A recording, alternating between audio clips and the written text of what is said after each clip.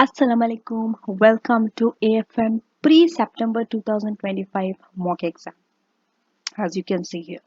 So all you need to do is you need to open the pre-September 2025 mock exam from your CB practice platform, and then you have to come to this question, which is question number 1.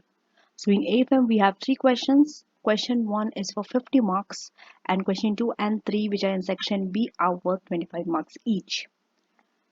And as you can see, here is the requirements, which is 50 marks because this is the first question in section A, and we have 3 exhibits.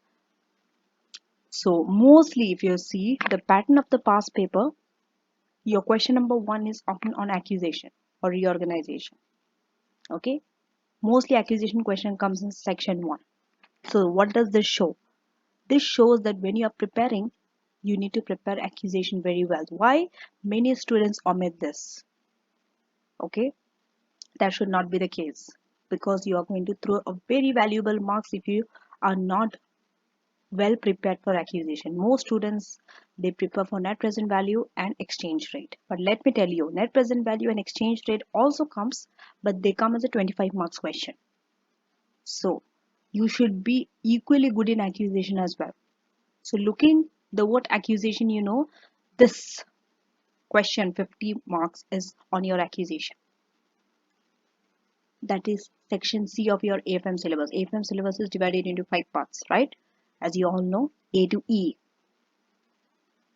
Section A is basically all your financial management, how does it function and all, how the dividend policy works, investment policy, finance policy. Then section B is your net present value, all your investment appraisal techniques. Section C, acquisition and merger. Section D, reorganization, and section E is your risk management, your interest rate and exchange rate. So this question, I'm not going to, how I'm going to do this is I'm not going to read word by word. Okay, so when you come to this question, make sure that you have gone through the paper very well, all your question 1, 2 and 3. So I'm assuming you have gone through the question. Okay, so that's why it saves a lot of time, and I'm going to do the calculation first, and then I'm going to take you through the theory answers. I'm not going to write the discussion questions, by the way, because if I sit and start typing, it is not a value addition to you. It's going to waste a lot of time. As you can all see, answer scripts are there. I'm going to take you through the answer script and I will tell you how to structure your answer. Okay, the tips and techniques there itself as we go through the answer. This is for the theory part. Discussion question I'm talking about, I'm going to take you through. But the numerics that we have to do, I'm going to do it from scratch, because you need to know how to do it. Okay, so the way I tackled AFM, as most of you know, and if you don't know, by the way, that I'm an AFM prize winner. I have been during my time. So there are some techniques I'm going to tell you on how to be a pro in answering your AFM answers and also manage your time. Okay, so that is, always do your calculation first and write the discussion part later. But wherever discussion questions are not related to your calculation, it's your choice whether you want to do it or not. Normally, I do the calculation part first. Why? Because it takes a lot of time. And even if I get my calculations incorrect the first attempt, at least have some time to correct it. But discussion part, there is not much to check, not much to calculate. You can just write it. Okay. But calculation has so many workings in it. Okay. So that's why, and calculation often takes more time than writing.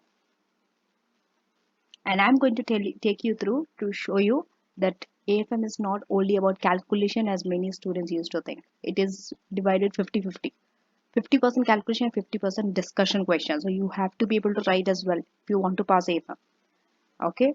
So there are some tools. Let me first take you through the tools. If you are giving a paper for the first time, because some of you might be giving first time on a CB platform, if you have got the 9 paper examination and you have straight away came to AFM. So first let me take you through the tools. Okay, so this is your scratch pad. You can open it and you can write all your notes and all. Okay, gone were the days when you used to have when you used to demand papers from your examiner, rough notes where you write. But now you have your scratch pad. Remember, your scratch pad, you can write anything on it, it will not be marked. It is only for your rough working. Then we have symbol. This is mostly related for your currency in the exchange rate. And also if you have to convert your net present value. If you're having an international transaction investment, if you have to convert anything in your net present calculation, you might need these currencies that time. Okay, we have pounds, dollar, euro, yen, and peso. These are only five currencies. You will not be asked any question out of those five currencies. Then you can highlight as you read in the exhibits if you want to refer back, and you can strike through, you can cut, and we have a calculator. Okay, you don't have to carry a calculator as a scientific calculator. You can perform your calculation here. But if you have Excel, then you might not need a calculator because Excel will do it faster for you. So these are the three exhibits. Always start with the requirement first. Okay, this is the first. This is for any paper, not for AFM. Before I go to my exhibits in detail, I need to know what I'm looking for in the exhibits, right? So you have the two options, word processor and spreadsheet. In spreadsheet, I'll be doing calculations. In word processor, I'll be typing my answer. And some questions needs both spreadsheet and word processor. There you have to refer. Okay, so let us go through this. Just skim through. I can see that there are two parts, part A and part B. Part A, this question is a standalone question. No professional skill marks for this. As you are all aware now that your P level papers, that means your professional level papers, there will be professional skill marks, 20 professional skill marks. 10 professional skill marks will be marked in this question and the other 5 in the next two questions. So the first question, discuss the possible reasons why a significant number of accusations are not successful and possible steps that they could take to ensure the accusation of Medfield is successful. There are two requirements if you see this very clearly. One is why accusations fail, reasons. Two, what steps Caddington can take. So since it's 10 marks, you can divide equally. It makes sense. 5 marks for why it's not successful, 5 marks for steps company can take to ensure it's successful. Okay, so this question I'm not going to write the answer for this. I'm going to take you through the answer because it is no calculation is required for this question. It is discussion question. As you can see, when the discussion question itself is 10 marks, and often you will see your first question is very easy straight away from your textbook, whatever you have studied. And let me tell you, often when students prepare, right, theory questions, they always tell me, ma'am, how to study for theory questions. Like, how do I know what type of questions might come? Because discussion calculation questions, they're very aware. They have practiced it enough. Net present value over and over again, exchange rate, interest rate, reorganization, all those things are okay. But discussion question is very much related to the question. See, this is an accusation question. So take all the questions that can come on accusation. Most common question. Mark 5 top 10 questions. That's how you study. So one of the questions which is very frequently asked is why accusations fail.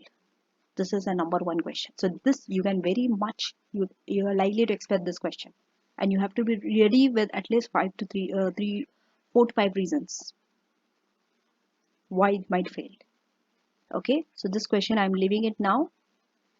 But obviously for this question you don't need spreadsheet. You will be writing in the word processor question number 1A.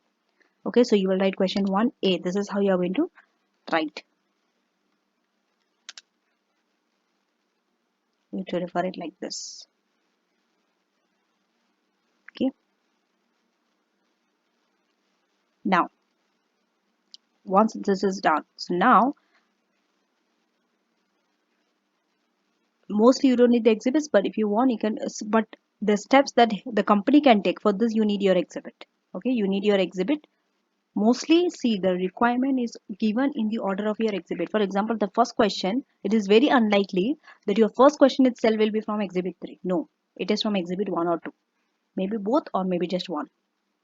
Okay, next, prepare a report. I'm very much interested in this part because if you go down and see, your professional marks is here in part B. So here all your communication skills are tested. Communication, analysis, evaluation, skepticism, and commercial acumen.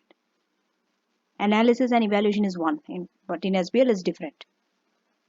So communication is how are you writing it as a report? Are you writing it in a proper format? Are you writing proper subheading, heading, paragraph? Are you writing the correct tone? To whom you are presenting? Who are your audience? All those things. Analysis, how do you analyze? Okay. Then skepticism, are you challenging any of the estimates that is made, any of the assumptions that is made? And commercial acumen. How, for example, are you aware of a certain knowledge of a particular industry? If you're giving any recommendation, it is feasible. Okay, things like that. So now there are 5 parts to this report. 5 parts. First part, an estimate of the current value of the Medfield share and the expected total additional value resulting from the acquisition. Mostly if you prepare acquisition question, these questions are very common. Okay, see acquisition, if you have gone through acquisition, my acquisition lecture, acquisition, the company can be valued by various method. They can ask any method, cash based, income based, asset based. So you have to see in your question what type of information is given to you in the exhibit based on that.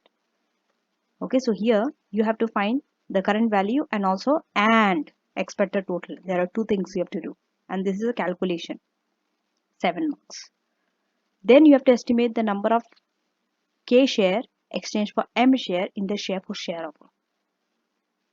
This is for 5 marks. They have not given you 2 for 5, 1 to 1. You have to identify how many shares they have given up to purchase the share. That is 2. So this is also a calculation. You need figures for this. 3. An estimate of the percentage gain in value for each K and M shares under the cash and share for share under both the offer. This is also a very common question they asked. Percentage gain under various offers. So there are 2 offers here. Cash offer, they are acquiring through cash or share for share. Then the next 2, 4th and the 5th are discussion question, as you can see the word discussion. Okay. And remember, when you're writing a report, it has to follow this order. When you're presenting a report, you can't change the order. You have to write the order of the requirement it's given to you. For example, you have to first state by the current value, then the additional value, then the percentage gain, then you have to discuss. So we have to discuss the reaction of the shareholders, both K's and M shareholder of the acquisition offer. That means if it's a cash offer, who is going to benefit, what is their reaction? If it is share for share offer, who is going to benefit, what is their reaction, things like that. And also including the assumptions that are made in the estimates. This is a very, very, very common scenario in AFM question. They will often tell you to include your assumptions because you are using a model to value a company, and that model has certain assumptions, certain estimates. Next, discussion, and it's for 7 marks. Then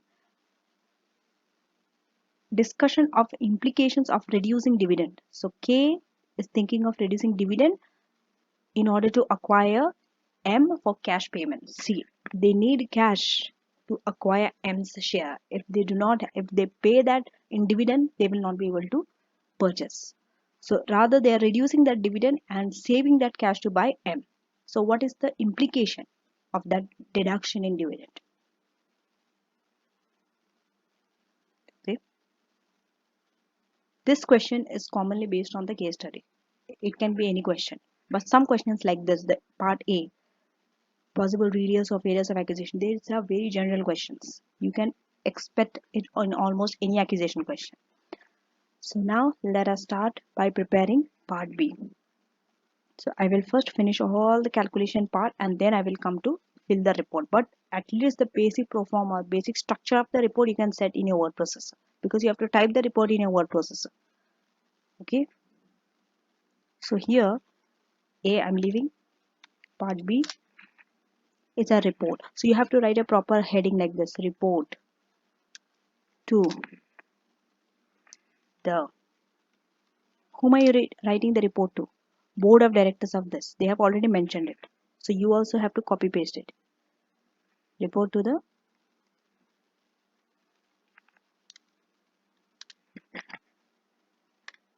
board of directors.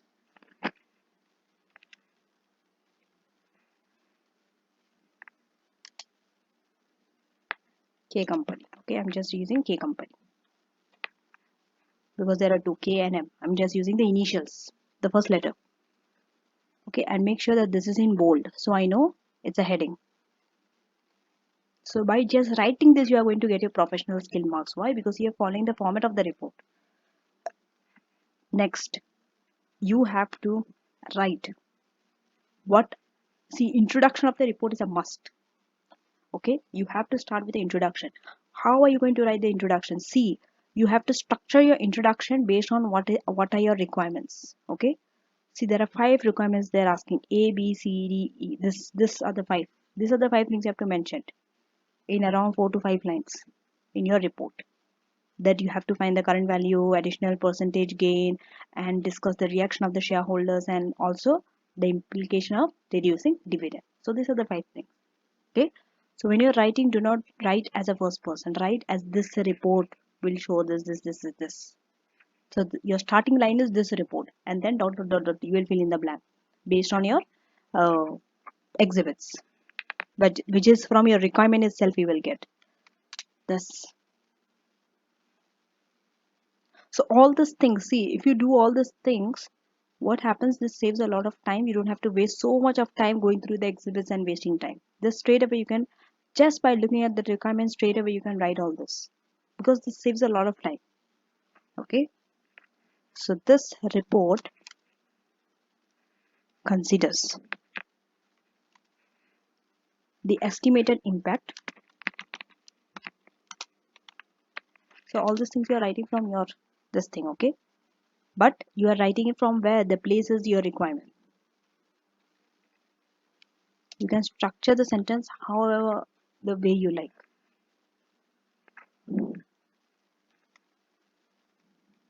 So this report considers the estimated impact from the proposed accusation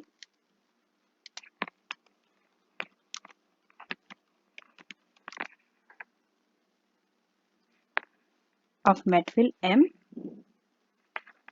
company to both company shareholders.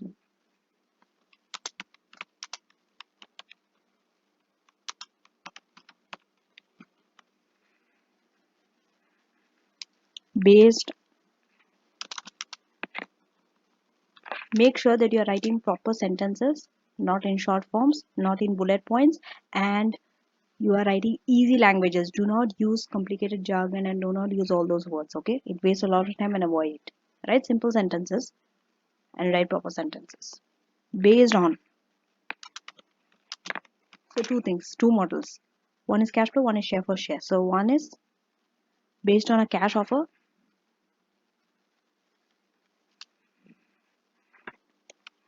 and on. So no matter whatever the question is, always from your requirement, you can pick up the introduction of your report. That is the place where you have to get your introduction, share for share offer. And try to avoid spelling mistakes, because it shows you are unprofessional. And also grammatically, you have to be correct. It also discusses, or you can write it further discusses, the possible reaction of shareholders.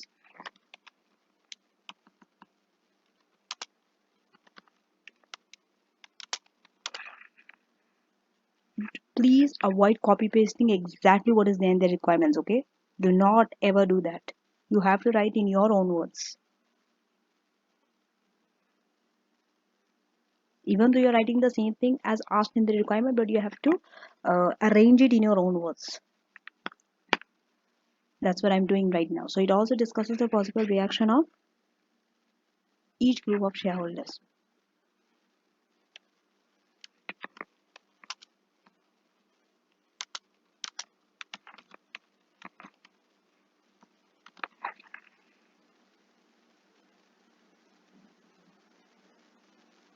To the two offers.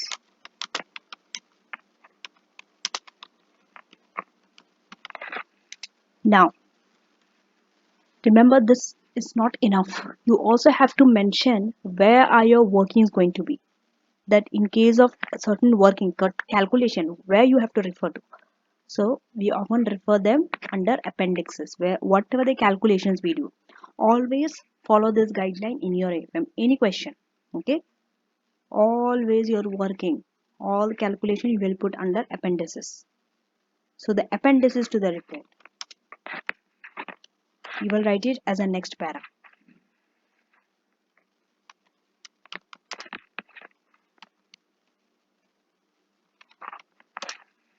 The appendices to the report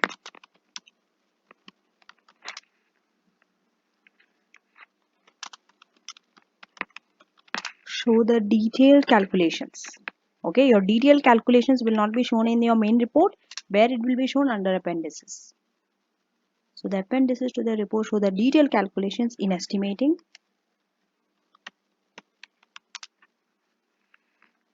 the equity,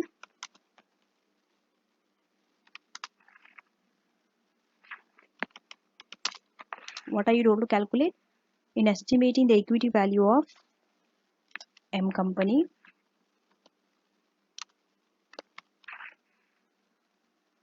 the expected additional value, that's the next thing you are asked.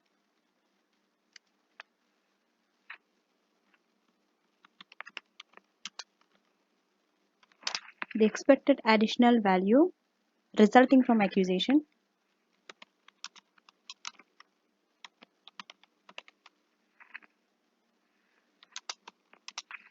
and the number of shares exchanged. This is also from your requirement only you are answering. They have asked you to calculate all those things, okay? So the number of shares exchanged in the case of which offer? Cash or share for share offer? Share for share offer. In the case of share for share offer.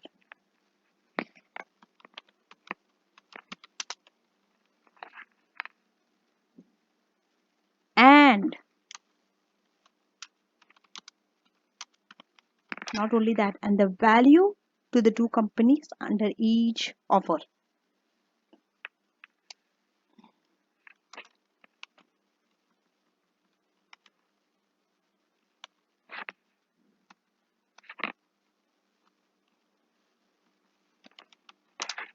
See, you have to actually type this answer and see your speed with the time. Are you able to finish this in within the time or not? Since it's a 50 marks question, if you go by 1.8 minutes, you have to answer this question in within 90 minutes, 1 hour and 30 minutes. Okay, if that's the first question you're attempting. So the first 1 hour 30 minutes you have to finish this question. So you will not know your speed, your time until you start typing this answer.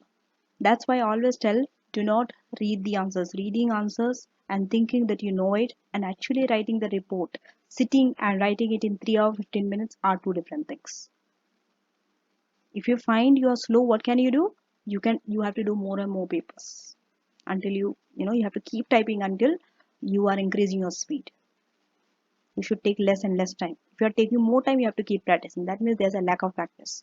And this not only at the last stage, you have to do this from the very beginning when you're starting AFM.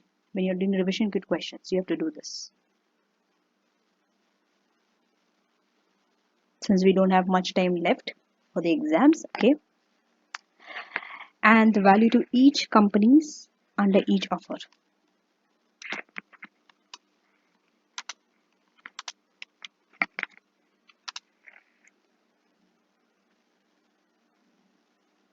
So they also asked you about the dividend, right? That is the funding. So the funding requirement, how much you need. If the acquisition is to be paid in cash, you have to calculate that also.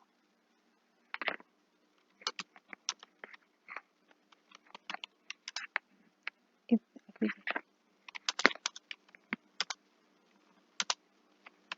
if the acquisition is to be paid foreign cash is also calculated.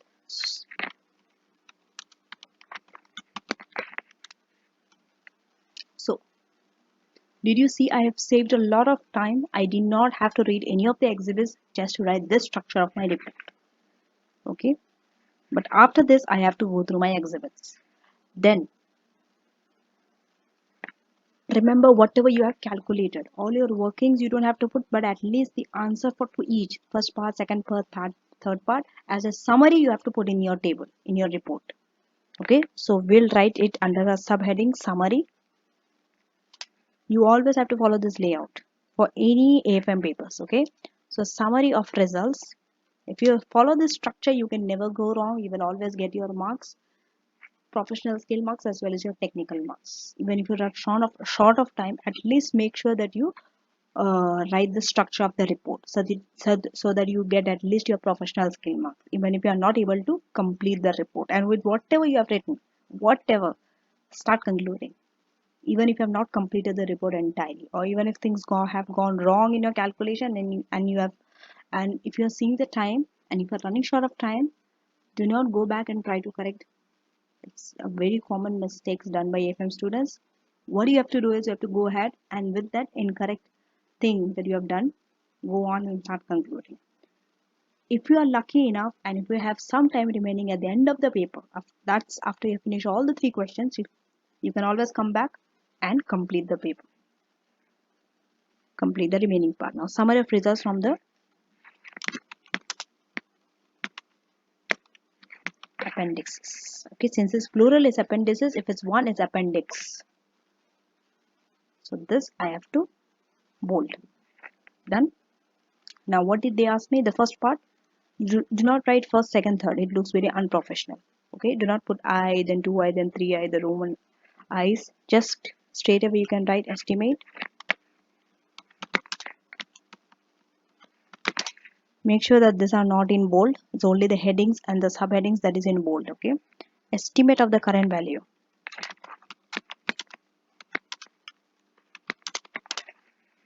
Current value of a M company's share. Where are you going to refer this? Appendix 1. It makes logical sense. Of course, the first question will be under appendix 1 and then 2, 3, 4 like that. Okay. So this you will refer appendix 1. You can write one like this or you can write one like this also. I prefer it writing it like this. Anything is correct. So always refer like this. This will give you your professional skill marks. Okay. So this you have to fill it. Let's fill in the blank. Let's go down. We are not writing the main answers now. We are just filling the format of the report first. Then estimate. Estimate of the expected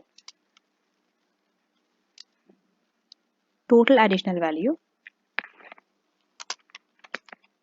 In case you forgot the requirement, you can always refer back to your requirement to know what you have to write. Resulting from the accusation.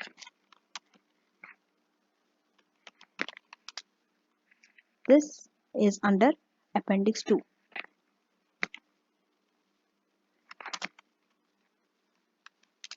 Okay. This also I will come back and write it later.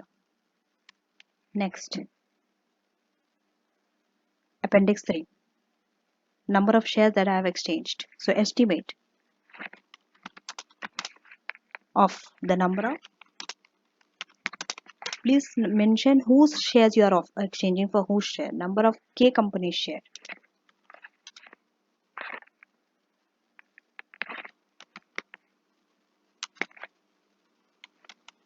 K company shares exchange for M company shares.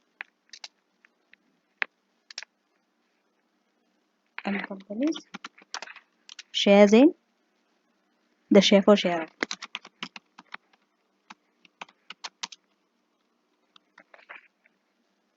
This is appendix 3.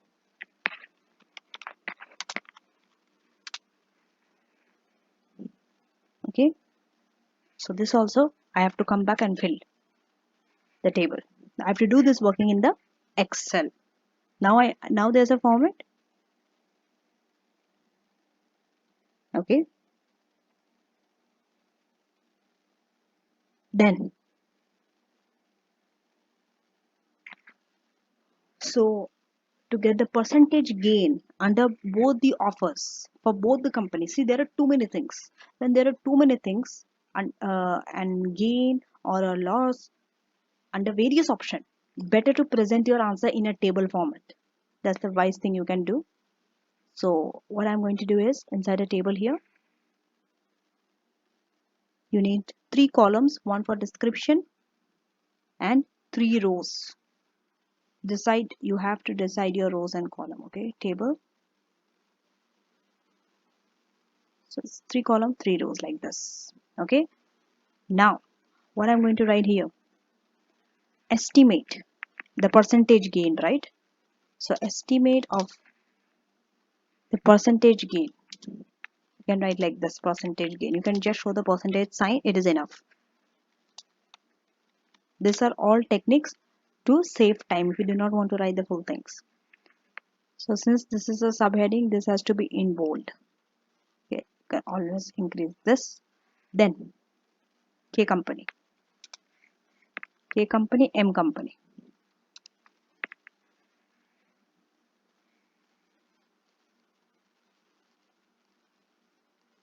This also, you can always undo if things go wrong. Bold. Okay. Now write both the offer, cash offer and share for share offer. So first cash offer, since it's easier. Then share for share offer. Where are we going to get this to? In appendix 4 only. So appendix 4. Separate appendix for this. This is also appendix 4.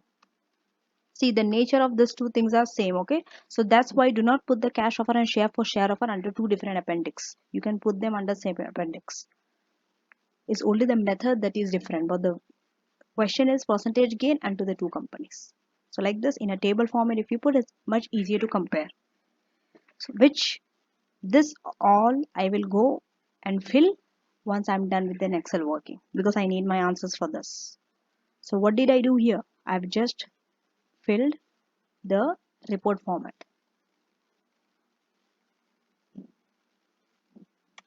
Now I've done. What did they ask me about assumptions? So I have to write an assumptions made as a different subheading. Assumptions made or assumptions done. So all my assumptions. See, for assumptions I do not need my working. Without that also I can do my assumption, provided I know which model I'm using. That only you will know by reading exhibits. So for time being I will keep some space after assumptions. Okay.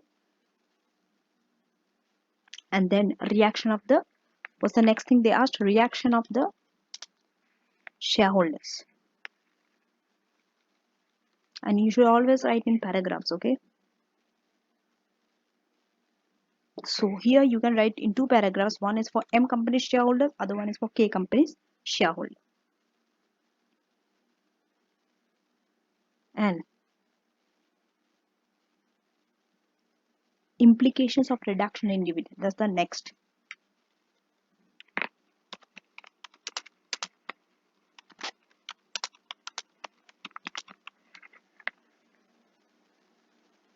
And finally, I'm going to conclusion. Always with a conclusion. Okay.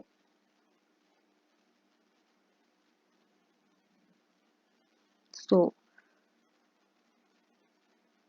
now to know the conclusion, you have to do all the workings. Okay. So your conclusion would be what they would offer, which offer, cash or share, and which offer is good for whom. Based on the assumptions that is made, all those things will be explained in the conclusion. These things, reaction of shareholders, implication of reduction in dividends, I will not write. I will just take you through the answer. Also the assumptions made. So this thing, since I have to write, I will just take you through the answer. I'm not going to write here because since it's going to take a lot of time. And finally at the end, after conclusion, you have to write report compiled by the date.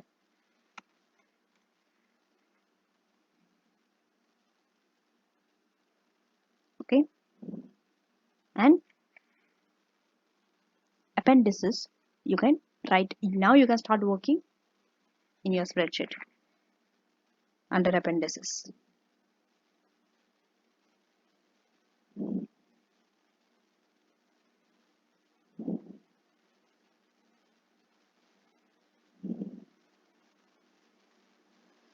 So now I will go to the Excel and I will start writing it. So you have to mention it's, since this is only question 1, so question 2, 3 we have different Excel for that. So this are appendices.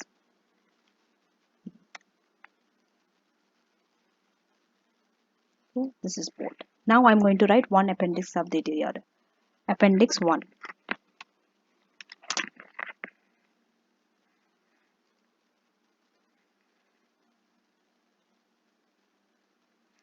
So what is my appendix 1? You have to clearly label it.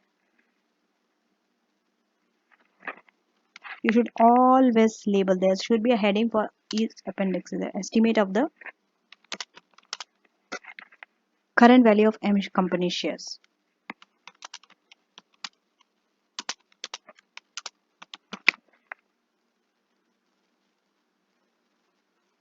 So this is in bold. It's like the second. Okay. Now I'm going to copy paste this.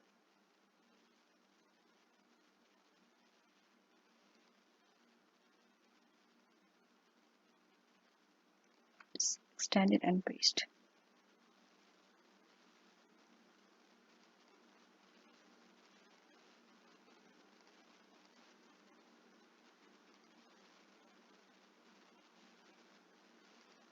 Okay.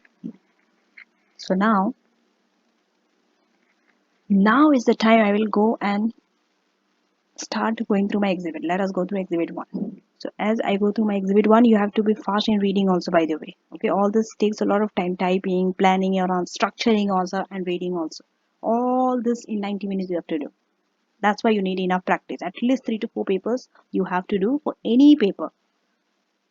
So they mostly first exhibit is very easy. Why? Because they often give you the background of the company. So as you can see, this is only 2 para. This is about K company. So K company is a listed company. It's operating in retail industry. It is based in north and west of our country, expanding organically since 20 years. Okay. Now they want to expand through acquisition of M. M is an unlisted private company, also operating in retail industry. Both companies have good reputation. They have built through the provision of diverse range of quality goods for customers. So now they want to expand. Okay. The board of the directors thinks that the only way to expand fast is through acquisition. But few directors are concerned that they think it is better to go by organic. So you see there's a debate going on between the directors of the company and the shareholder board of the directors. So why? Because they think acquisitions often fail. So you have to write this.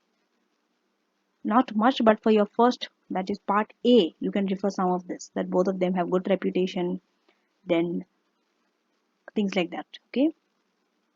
Both of them are in the same industry. This things you can use in your part A answer along with your knowledge. Now coming to part B. Not much of my help for my working. Now here. So they want to acquire in 2 ways. Cash payment 1.84 for each of their share. And share for share. See, they have not given you how much share they are exchanging. Usually they give you for this much share they are exchanging. Here you have to find out. So here such that 0.33, the additional values created from the additional value created from the acquisition is allocated to M shareholders and remaining 0.67 is allocated to K shareholder. This much information you are given. 0.33 to K, 0.33 to M shareholders and 0.33 to 67 to K shareholder. That additional value is allocated. Now, if you see the premiums are 20 and 30%. Similar acquisition in the retail industry, they have a premium attached to it which is between 20 and 30%. So now K, wait, let me expand this, also proposes that if M shares are bought for cash, they will be paid by reducing dividend. So therefore, their capital structure will not change because of the acquisition. But K has paid 50% of his free cash flow generated from normal business as dividend for many years, while investing the remaining 50%. So they expect to reduce their dividend payable to 10% of his cash flow. Now, they have 80 million shares in issue, trading at 4.58 each. All these things you need to highlight. You need this information later on. Not much here. Now I need to open my third also. So in my third exhibit, there are more information. So here they have given you the information. M has 50 million shares, 60 million debt, 5% redeemable bond in 15 years time. They have deducted 10 million of tax deductible depreciation and other non-cash expense in arriving at 14 million profit, and profit after tax is 8.25 million. Did you see what happened? Which method did you use? We'll see later. M, so they have mentioned all about M. M is making an annual cash investment of 9 million in non-current assets and working capital. It's cash flow, so they are measuring it at cash flow. This is the method that they are using. So you have to give all the assumptions for this model. What do we need for cash flow? Growth rate. The dividend rate that we discount, all those things. You can write under your assumption. So cash flow will grow at 3.5% for unforeseeable future. Sorry, for foreseeable future, cost of capital is 12%. Even this is estimated. And corporation tax is 25% for both companies. They will be payable in the year in which liability is incurred. So they have estimated that it can reduce the M's after tax cost by 1.25 million. And this together with their synergies. So the PE ratio is 16. PE ratio, price to earning ratio. Okay. So you need exhibit 2 and 3 to answer this. Now, current value of M's share. Okay. So current value, we need free cash flow to firm. This is the method that we need.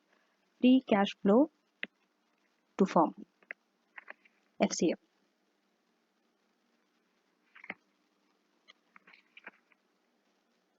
FCFE.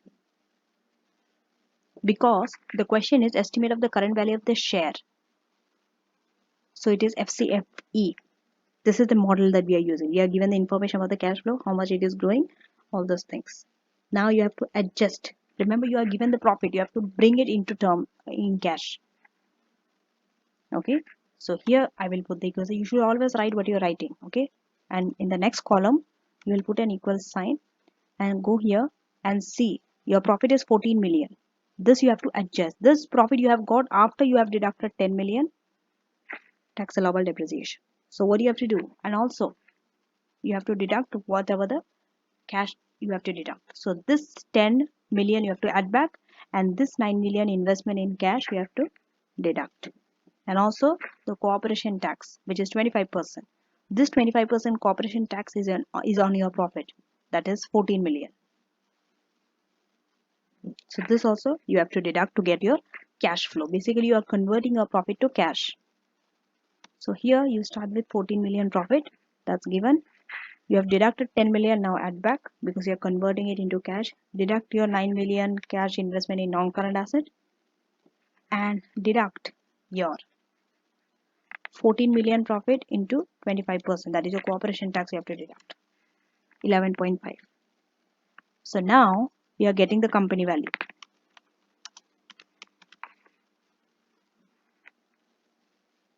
You have to get the company value. How do you get the company value?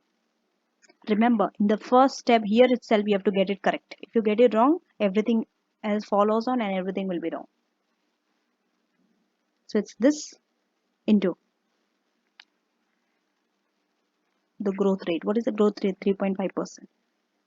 So it's 1.035. divide by. We are using the dividend valuation model where we multiply this into the growth, divide by cost of capital minus the growth. So cost of capital is 12%, which is 0.12 minus the growth 0.035. This model we are using to value. So it's 140.03. Okay, you can round it up, always round up to the whole number. How do you do this? It's very simple. Just go here. You can go to custom and just press 0. Okay, done. 140. Now equity value. Most often you will see this is the method of finding acquisition value. If you are given this method, that is free cash flow, this is the way you do. Okay, first convert the profit to cash, then use a valuation model, dividend valuation model, and get the company value, and from there you deduct debt to get the equity value. So this is your equity value minus what's your debt. Open your exhibit if you forgot. So your debt is 60. It's given. M's debt is 60 million. So it is 60. So what's your, this is 80. Always write as a whole number. Okay, do not write in decimal. Go here, custom, 0. Okay, so 80. Now the estimated share value, M's estimated share value. It is estimated because it's not the right. You have just estimated it based on a model. Now, so this is the equity value divided by the shares. What is the shares of this? 50 million shares in issue of M. So it's divided by 50. Again, right here, custom, done. Okay, so you see, wait, this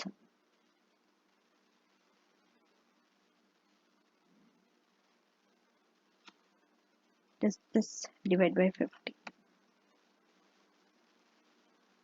So this, if you want, can take it into 2 decimal place. Okay,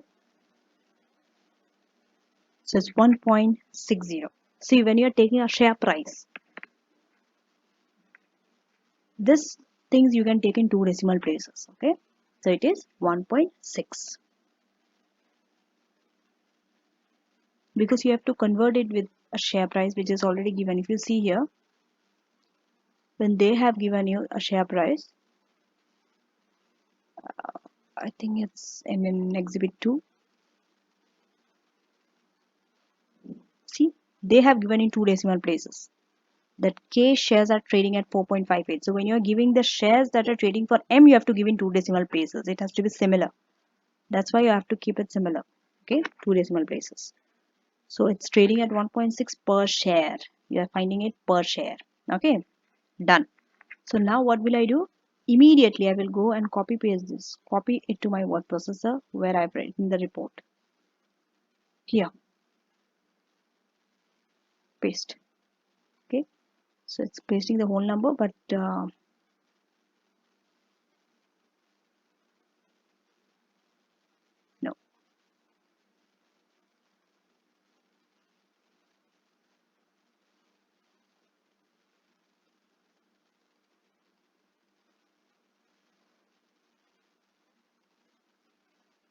So here when I'm pasting, okay, keep it into this one like this. You see?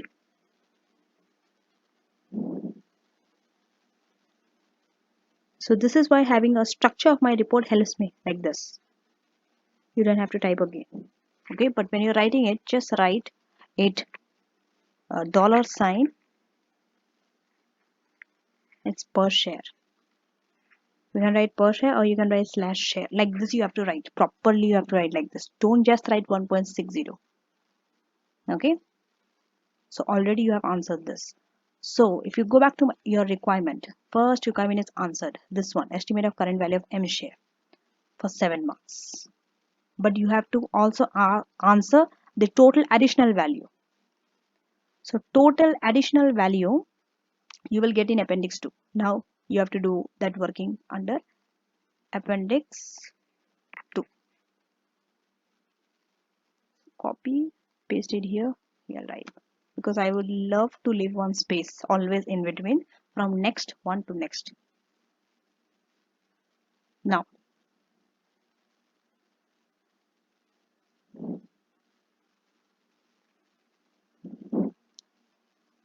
so appendix 2. Appendix 2 is estimate of the expected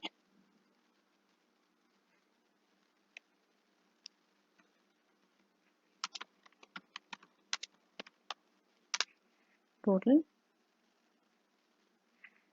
additional value resulting from. Okay, you can always go back. Resulting from the accusation. You can copy paste this here.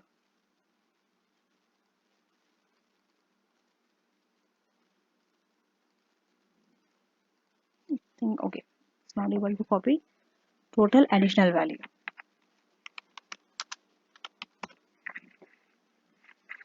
Okay, this much is enough. It's understood. Now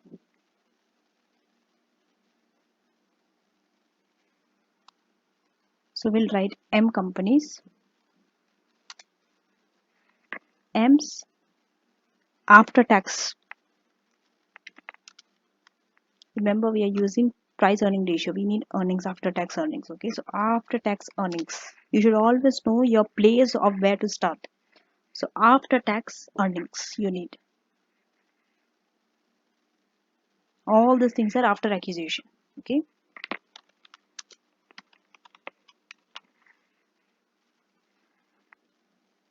so how do you get it? Go to requirement 3. They have given you the after tax profit. It's 8.25 and the after tax cost is 1.25.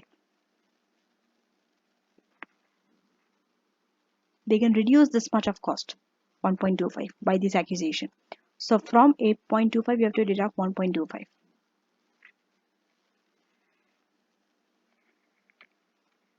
From 8.25 minus, sorry, plus 1.25, because you can save. You can reduce that much of cost.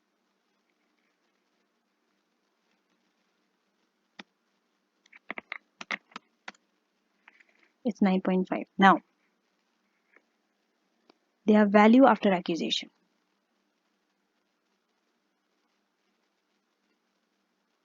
So M's value after accusation. How do you get the value? Just take this after tax earnings and multiply it with the PE ratio. That's why you need your after tax earnings, because you have been given the PE ratio. PE ratio is 16. So it's 152. Now, additional value.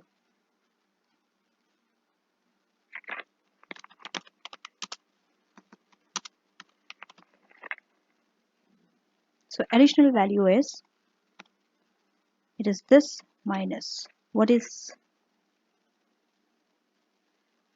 the, so if you go here,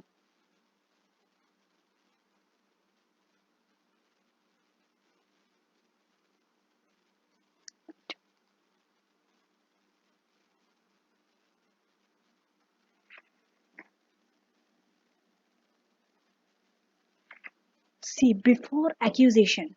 Okay, you should always compare before and after. Before accusation their value was 80 million shares. Okay, now after accusation you have to deduct 80, because you want to find the additional value before and after accusations. It's minus 80.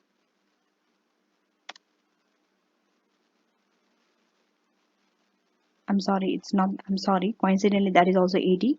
It's not that 80, it's this 80 you have to deduct. Okay, so this is the value after accusation. You have already got the value of M's share, that is this 80 from your appendix 1. So this is your additional value after accusation for M. So now we'll round it up. Then go here, custom 0, 72. So 72 is the additional value. Now you can go back to the report and write it there. $72 million. This will copy paste and I will open my Word here. So dollar paste 72 million. Done. You see, I'm just answering one after the other. But having the structure makes it very easy for me. Now, Appendix 3.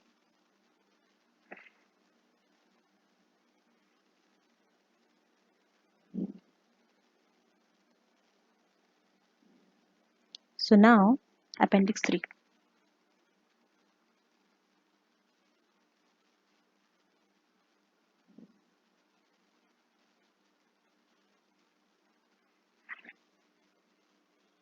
So this is Appendix 3. Appendix 3 is estimate of the share in share for share exchange.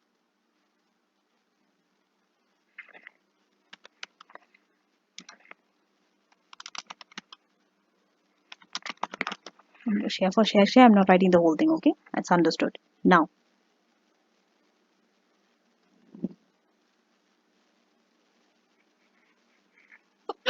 you have to find the K shares and also M shares. So what has been exchanged for what? Okay. This appendix is a bigger one. Okay. It could often be tricky because you might get confused between the two companies. So please, you need to avoid it. Now, so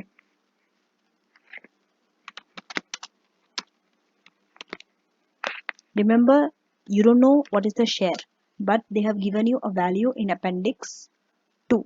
They have told 0.33 of additional value will go to K and 0.67 will go to K, and 0.33 will go to M.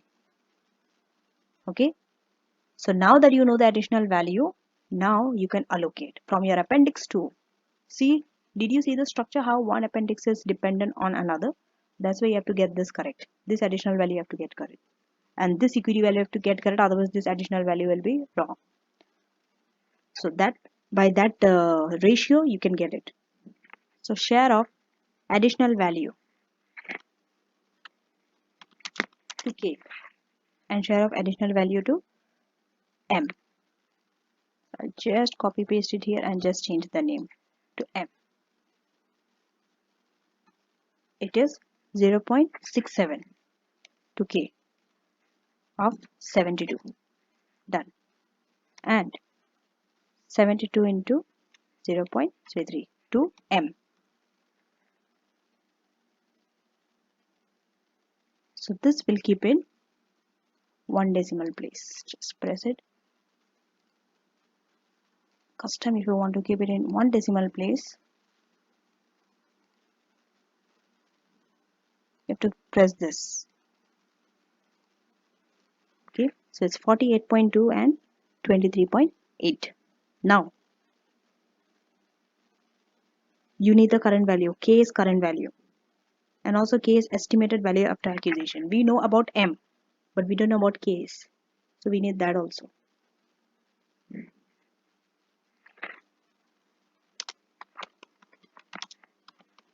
K is current value.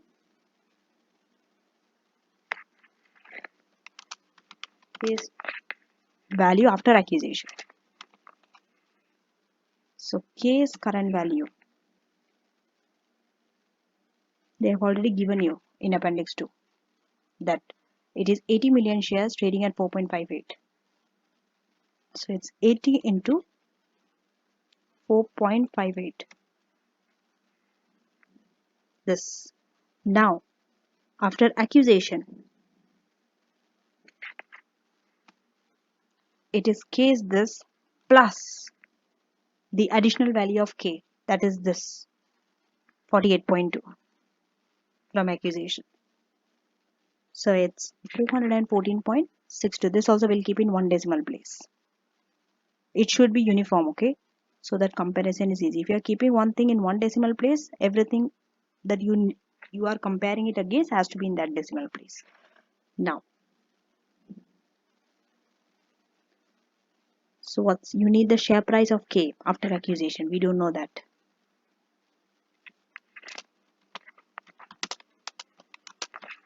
Share price before acquisition is 0.4.58 is given, but after acquisition, how do we get it? So since now you know the value, okay, this which is divide by, okay, the value after acquisition of K divide by the number of the shares of K, that is 80 million. That's given. Not this 80 million. This is for M, okay? It's given in exhibit to this 80 million we are talking about. So this we'll keep it in 2 decimal places. So go here, just select this 5.18. Now K share that will be allocated to M.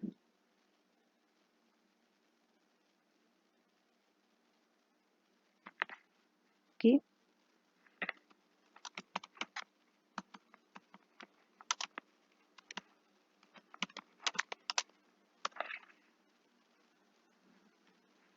So K is a share that will be allocated to M. Will be how much? You have to find the ratio.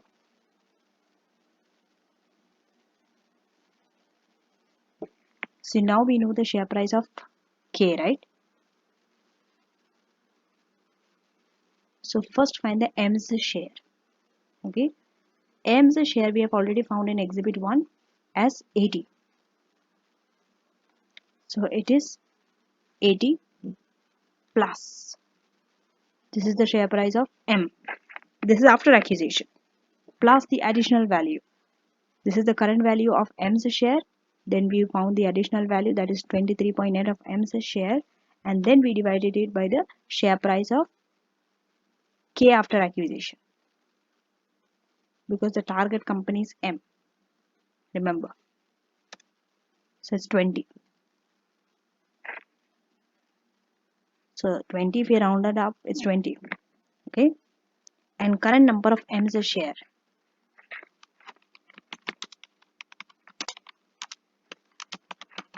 What is the current number of M's share? If you see here, current number of M's share is 50.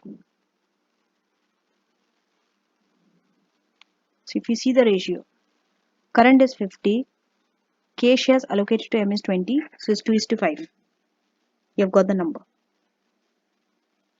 2 K share for 5 M's share. 2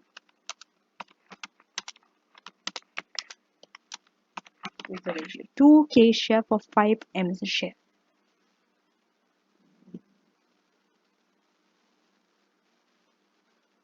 Because currently they are having 50 of M's share.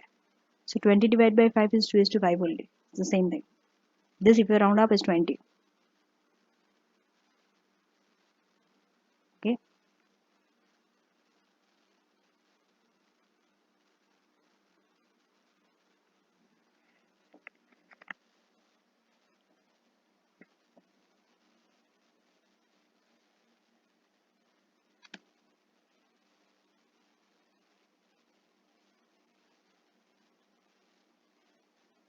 So for every 20 of K share, there will be 50 of M share. That means 2 of K share for every 5 of M's share. Okay. So that you have to go back to your report and write 2:5.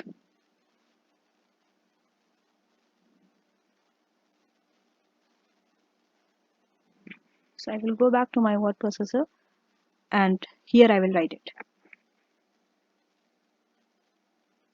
2. 2K share for 5 share. For 5 M's share.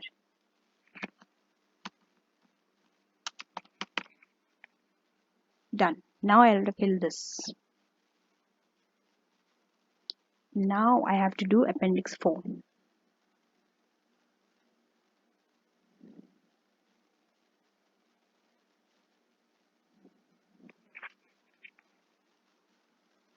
Copy, paste. Appendix 4 is the percentage gain.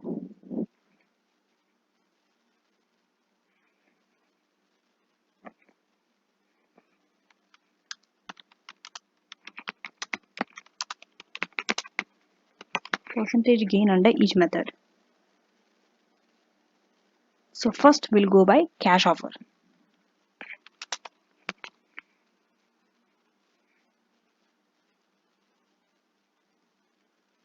See, if you want here itself you can highlight your answers. Okay, in order to show your answers standard out, in case you do not forget while copying it in the Word, what you can do is you can highlight like this.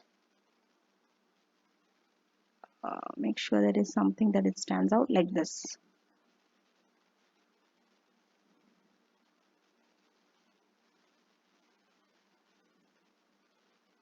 So you know these are your requirements.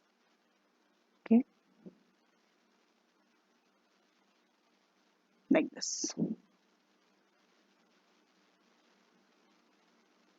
Or you can put simply different colors, different font, highlight, anything.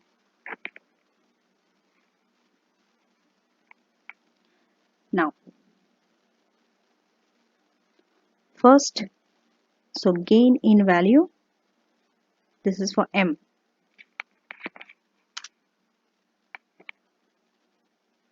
So for M it would be,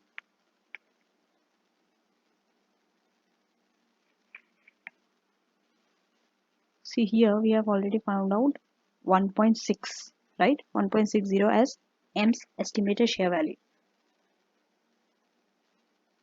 You need to find out after their acquisition if we go by cash. So for this, go here. So they told if it's cash, it's 1.84. Okay, for each of the M's share. So you have to find the difference. 1.84 minus 1.6 under cash offer. 1.84 minus this, divide by 1.60, not 1.84. It is a lower amount because you are finding the gain.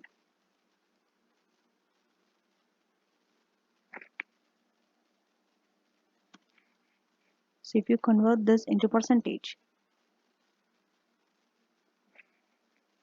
okay,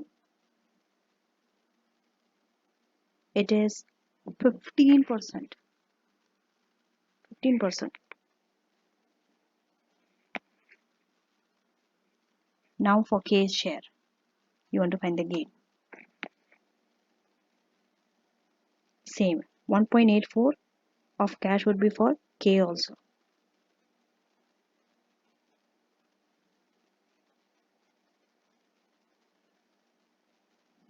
But when you find the gain, before we find the proportion percentage,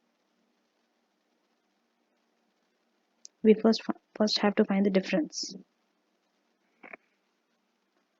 for K. It is not straightforward for K the way it was for M. So the proportion of value in dollar that will go to M's share and proportion of value in dollar that will go to K's share. First you have to find for the M's share because it is easier for M's share, even though you want to find for K. We'll keep it here.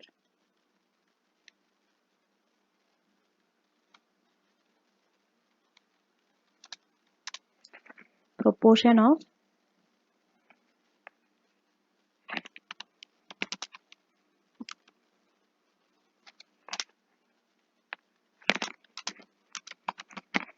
going to M's shareholders.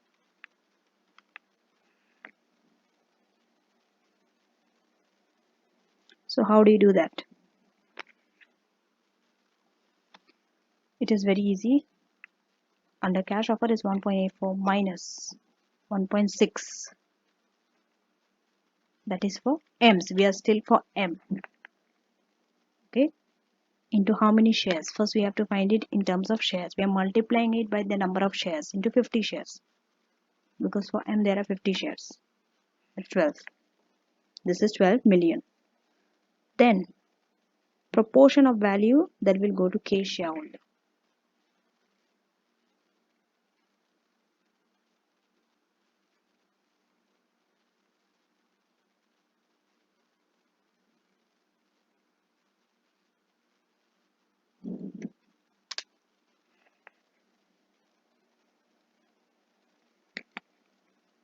So it is very easy. Okay. See, the additional value is 72, right? So this 72 out of the amount that goes to M shareholder, the balance will go to K shareholder. It is this simply 60 if you round up. Custom round up. Okay, it is 60. So out of 72, that additional value, 12 goes to M. We have calculated how. That's why you have to do first the M shareholders valuation. Then the balance will go to K. Then we have to find for K. This is the structure. That's why M is given before K. Now you understand the order, the structure of it. It makes logical sense also. Because you can't find of K without first finding for M. Why? Because we know the share price of M, that is 1.6. If you go back here, you see 1.84 for each M's share. They did not say for each K's share. That's why first we have to find out 1.84 minus 1.6 of the M's share and multiplied with the 50, the number of shares for M, got the value of M's, the additional value of M's share. Then since we got the additional value 72 from appendix 2, 12 goes to M share, the balance 60 goes to K shareholder. That's how we find the balance. Now that we know 60 goes to him, we have to find it in terms of per share. Okay, per share.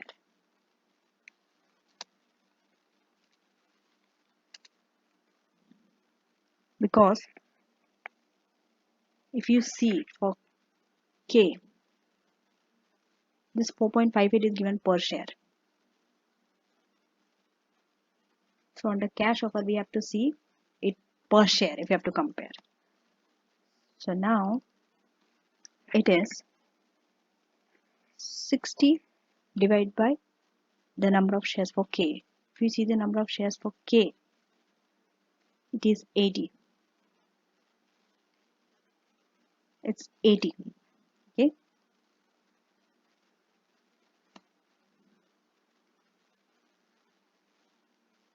So it is 0.75. Now if you want to find in terms of percentage, it's easier for you. I know there is a lot of working to do, but it's needed, right? Because without the steps, you can't do it. You can't find the percentage gain for K straight away like how we have found for M. So now you know this divided by what is the value of K share before acquisition, 4.58.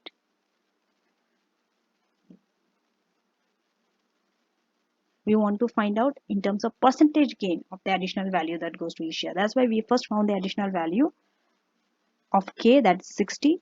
See, I will tell you the structure once again. For M, it is very easy. Why? Because M's cash, if you go to exhibit 2, if you read this, it's 1.8 for each M's share. So 1.84 minus M's share value, that is 1.6 that we have got from exhibit 1. So we have got the difference, and because we want to find the percentage gain, we have divided it by 1.6 and got the percentage gain, which is 15 for M shareholder under cash offer. But to find for K, it is not easy. We can't just simply take 1.84 and take it with the share value of K shareholder, because we don't know the per share of K after acquisition of the additional value that is created. We only know the share value of K before acquisition, that is 4.58. So to compare with this 4.58, we need a value, that is this 0.75. Then only you can get the percentage gain. So to get this, what did we do? We first find out the additional value in terms of total value, not percentage, not per share, the total value going to M's share. Why M's share? Because this 1.84 is given, this 1.6, this is the cash, this is the share price of M, and we know the number of shares of M, that is 50, and we got. Since the additional value from exhibit 2 is 72 of accusation, so out of 72, 12 goes to M, the balance is 60. Now you know it's 60, so it's very easy. 60 divided by 80. Out of your 80 of K shareholder, 60 is additional value. So now you can get this proportion. Once you get the 0.75, now you can straight away get the percentage gain, which is 0.75 divided by 4.58 to get the percentage gain. If you convert this into percentage, okay, it is 16.4%. Done. So this I will highlight because I need it later on, and this too, to fill in that table. Now under share for share offer.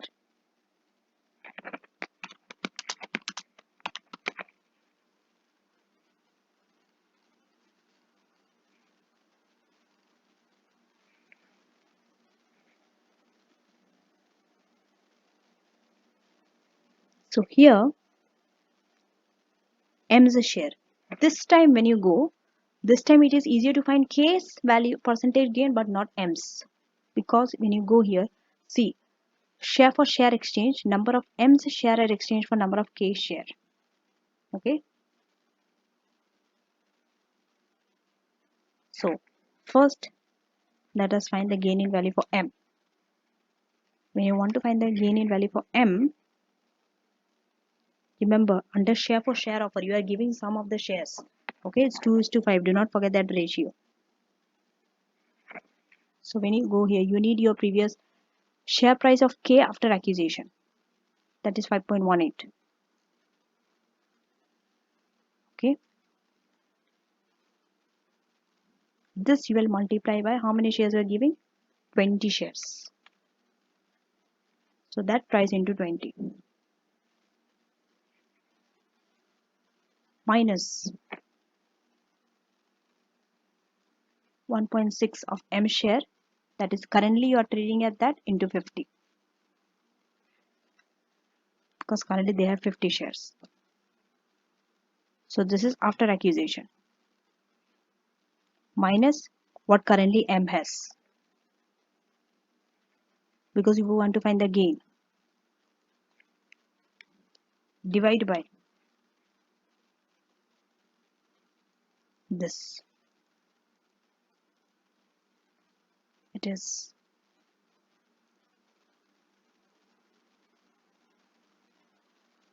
simply this into 50.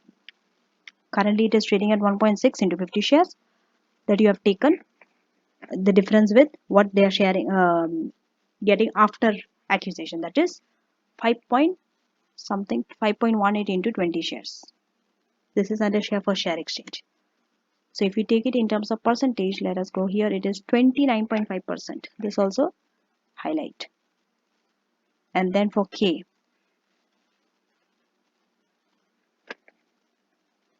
so this value 5.18 is K's share price of K after accusation, 5.18. So that's why 5.18 after accusation minus, before accusation the K's value was 4.58, divide by 4.58. This if you convert it into percentage, it is 13.1%. So these are the four numbers I have to put in this table.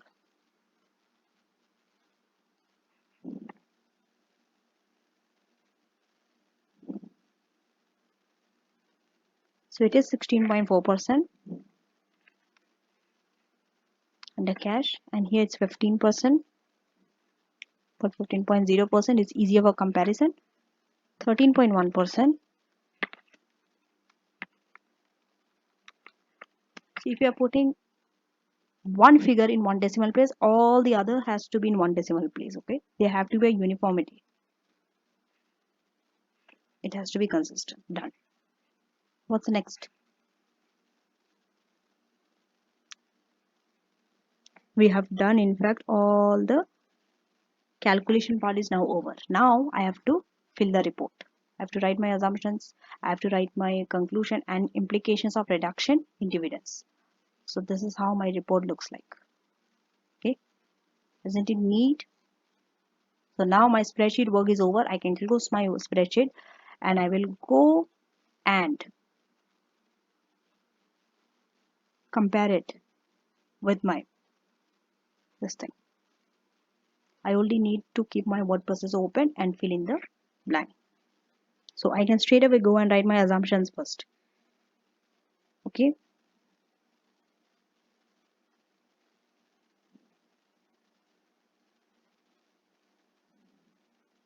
So I'm not going to write the assumptions here, but I will tell you what are the assumptions are. So now let us go through the entire answer.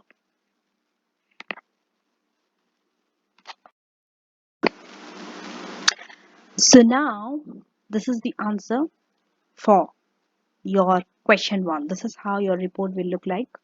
So this we have already done. This I've written it, that this is the introduction of the report, that what they are going to do and what the appendices will cover. And then we have gone through the summary. So we have got 1.6, 72, 2:5, and then we have completed the table. Now, assumptions made. So under assumptions made, okay, I will give you the points. You have to write your sentences. You can write it in one para. Okay. So if you see here, the calculations in appendices 1 and 2, they make number of assumptions. Straight away you have to see under what appendices assumptions were made. So to calculate in appendix 1, we calculated the share value of M, right? To estimate the share value, we used free cash flow valuation model. You have to write it. Which valuation model you are using? This is the starting of your answer. Before straight away going to assumption, you have to first build your answer. That under this appendix, to calculate this, we have used this estimate. We have used this valuation model. It could be any valuation model. PE ratio, free cash flow, dividend valuation model, price earning ratio. In this case is free cash flow. Once this is got, okay, so in this model, what are the estimates? Growth rate. Number 1, growth rate. Number 2, cost of capital, 12%. Growth rate was 3.5%. And the time period. So in this case, they have assumed the growth rate is forever, perpetuity. So these 3 are the assumptions. So these 3 have to state in your answer. They all are estimates. Next, for the acquisition offer, that is in appendix 2. We have gone for the acquisition, the synergy related savings, and the PE ratio, that is 16. These are also assumptions. Okay. And also the calculations in the appendices, they do not consider any synergy benefit that is related to K. See, if anything is missing, if any information is not there that should have been there, that also you have to write. This shows your skepticism skill. So you are going to get your professional skill marks like this. Okay. And also they do not consider any impact on his own PE ratio. So because of acquisition, your PE ratio might increase also. We have just taken 16 and we have got the value. So all these are assumptions. Okay. Now coming to the reaction of shareholders. So your assumptions will be based on the model that you have used. Okay. For example, this is in this, it's cost of capital, growth rate, and forever. And also for acquisition, it is your synergy mostly and PE ratio in this case are your assumptions. Now the reaction of the shareholders. So this para is for M's and this para is for K. M is the target company, K is the acquirer company. Okay. So if you go for this, let us go through this table. For M's, share for share offer is preferable because it's higher than 15%, 29.5. And if you see, it is among the premiums also, 20 to 30%. If you see for cash offer, K will benefit from cash offer. That means acquirer company will benefit from cash offer, but the target company M will benefit from share for share. So this you have to write. You have to start by referring that only. Your starting line has to be that, okay, relating to above. because you are following one report. So rather than copy pasting it or rewriting it again here, you can just say that referring to the above table, M's shareholder will opt for share offer because they are going to get a value. And also, if you see 29.5% is between the premium also. If you see it is at the higher end, what is the lower end? 20%. Higher end is 30%. So if you see the share offer gain, that it is in the higher end.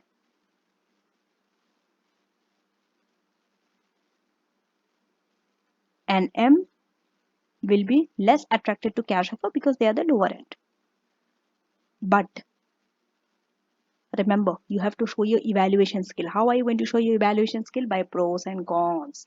See, this evaluation skill you can only show when you have various methods. Okay, there are two methods: cash offer and share for share. Here you can show your evaluation skill, analysis and evaluation. How do you do evaluation? One side you told that they are going to go for share because it's giving a higher benefit, higher gain. However, so these are connected words. Okay, you can't use bullet points in your report. You should always write connecting words to build your answer. Even though, so now you have to give a disadvantage of share for share. Okay, the possibility of definite cash gain against the uncertain gain in share value resulting from synergy and P ratio may be attractive to some shareholders. See, cash is good because gain are certain, but share offer gain are very uncertain.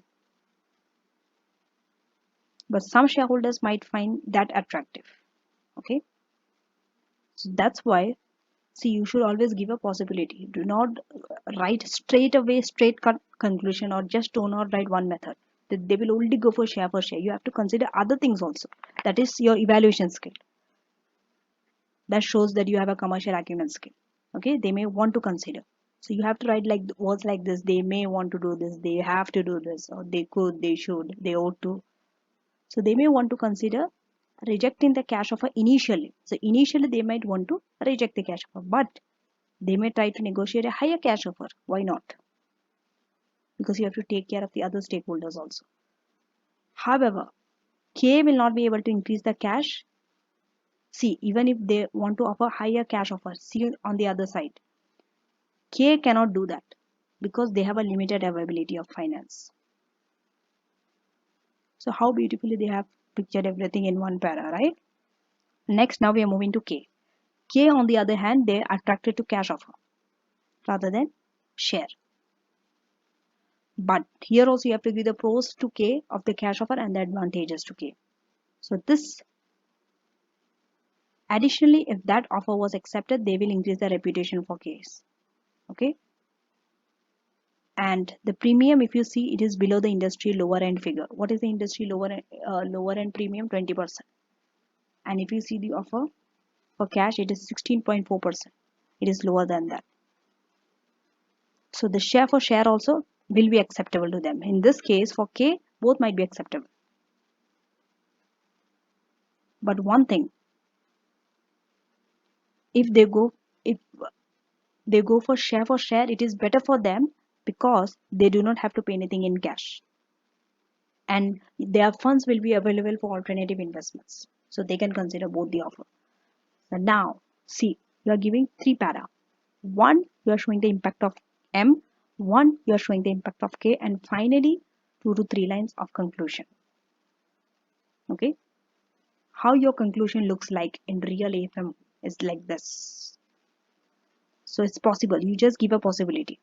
It's like a range of answers. You do not give clear cut. If you're not sure of giving a clear cut answers, you can give possible answers. So it's possible that lower premium together with a mixed offer of cash and share will be more acceptable to both the set of shareholders. So rather than going for just share for share straight or just cash, you can go for a mixed offer also. That might be acceptable to both shareholders. And this you can be explored further. So this shows two skills, your commercial acumen and your skepticism skill. Now, so we have finished assumptions, reaction, and before we conclude, we have to finish the implications of reduction in dividends, this part. Okay, so you have to talk. Not much thing is given in your case study to talk about these things. So now you have to explain the impact of when the dividends reduce, okay?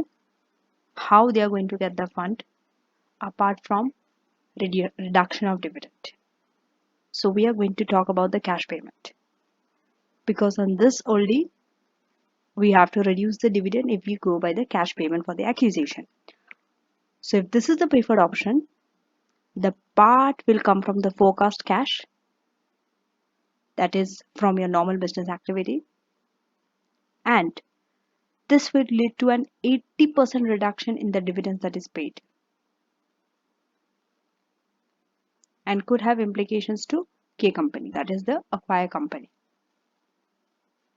And so you can talk about M&M theory on dividend policy because we are in the dividend. So this is how you have to link a model to an answer. So they say the theory on dividend policy suggests that the corporate value will not be affected by your dividend policy. Okay? Because shareholders could formulate their own homemade dividend policy by buying and selling shares. But it suggests that companies should focus on the investment policies. So through your investment policies only you can create your corporate value, not your dividend policy. Now that's in theory. Then in practice, it is suggested that the amounts of dividends that is paid and the dividend policy adopted by a company does not matter for two main reasons. First reason. So you will give first reason.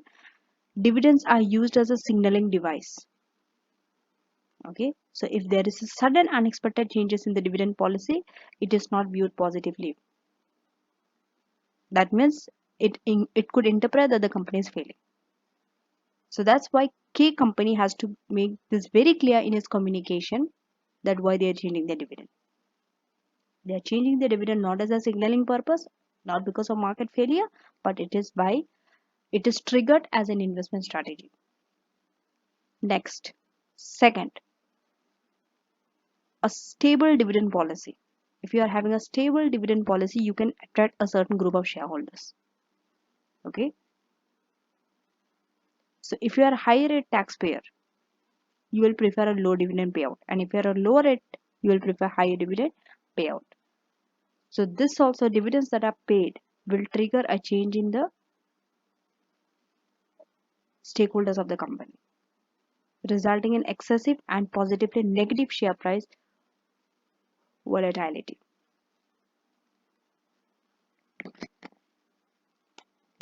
Now, the narrative does not explain why they could not raise funds through new equity or debt issue.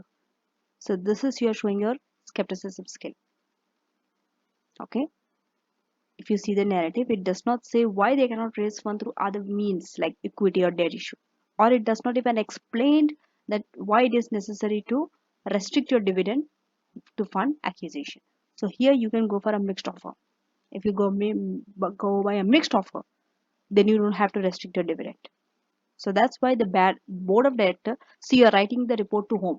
You're writing it to the board of directors. So you have to mention here that they should consider all the alternatives before they make a decision to restrict the dividend, because when you restrict the dividend, remember, it can signal it as a negative news to the market that it's a corporate failure, whereas it's not. Okay, as we have seen here. Now finally we are going to go to the conclusion. Conclusion is no new piece of information, it is all what you have discussed till now. Okay, so you can say that M will opt for share because it is at the top end. The premium offered here is at the top end, and even a lower premium with a mixed offer of share and cash also may be attractive to them. So always give the first best option in your conclusion, then give the second best option, but not the worst. Okay, then since this is board of director you're writing, so they have to consider also the alternative funding possibilities also. That why, so before you make the final decision, you have to go by alternative funding possibilities. And do not reduce your dividend unnecessarily. See, do not give a clear cut conclusion always. Always give your conclusion in an open ended statement, as if you're giving a choice to the board of director that they have to do this, they have to do alternative analysis, things like that. Okay, but before accepting the offer, M, the shareholder, have to be accurate of the results. Remember, there were assumptions on that computation. So that valuation of the company, valuation of the shares are all based on estimates. That's why you have to be assured of the accuracy produced by the computation in the appendices. So in short, you have to include everything in the conclusion. You have talked about the appendices also. See how you have very briefly given the conclusion without writing very detailed conclusion. This is a skill that you have to develop. You should not write so much in introduction and conclusion. It is only in the main body you are writing the details. Details should be avoided in conclusion. It is not a copy paste of what you have written before. So you're not writing all the details of the computation in the under the appendices. That appendix 1 is for this, 2 is for this, 3 is for this, 4 is for this. Avoid it. Okay. And finally, see, so this is the structure of your report. Your report starts here. Let me go overall.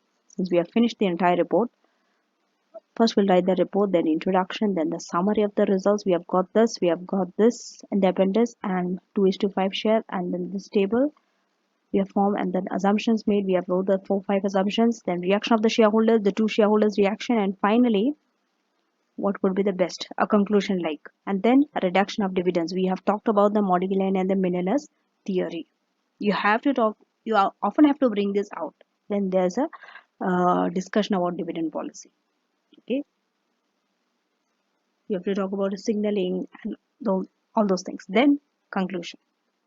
So this is the format of your report, and then we'll start with the appendices. So appendices, this you will be doing it in the Excel. Okay, all these things you will be doing it in the Excel. Appendix 1, appendix 2, appendix 3, appendix 4. So clearly you have to mention like this, the free cash flow, then you have to do your working, and then the final answer. And this is your final answer. So this you have written in the report. This, then this 2:5, and then finally this table. This 15%, then this 16.4%. See, always your appendices comes at the end after your main report. Okay. So we have finished part B, the entire report, and one more thing that I missed out. I told you that I will go through is section A, reasons for failure. So here there are some reasons. Okay. So there are three why accusations are not successful. Three reasons. First, the accusation may be misguided, and therefore the value could be destroyed. So company has to decide or focus on a business area which may face competition in the future, and there may be some challenges due to some technological advances also. Okay, one reason is that. Second reason, synergy benefit. See, always synergy benefit is one of the reason of failure. So when you're assessing the synergy benefit, you might be over optimistic. Okay, so you can also talk about the other synergies. There are three types of synergies: revenue, financial, and cost. You don't have to give detail about that. Okay, also the cost associated, you may underestimate the cost, because there are some costs that is needed for acquisition to go ahead, so you must have underestimated that. And some cost only comes into the picture after the acquisition has taken place. This could be due to poor due diligence process. We can talk about this as well.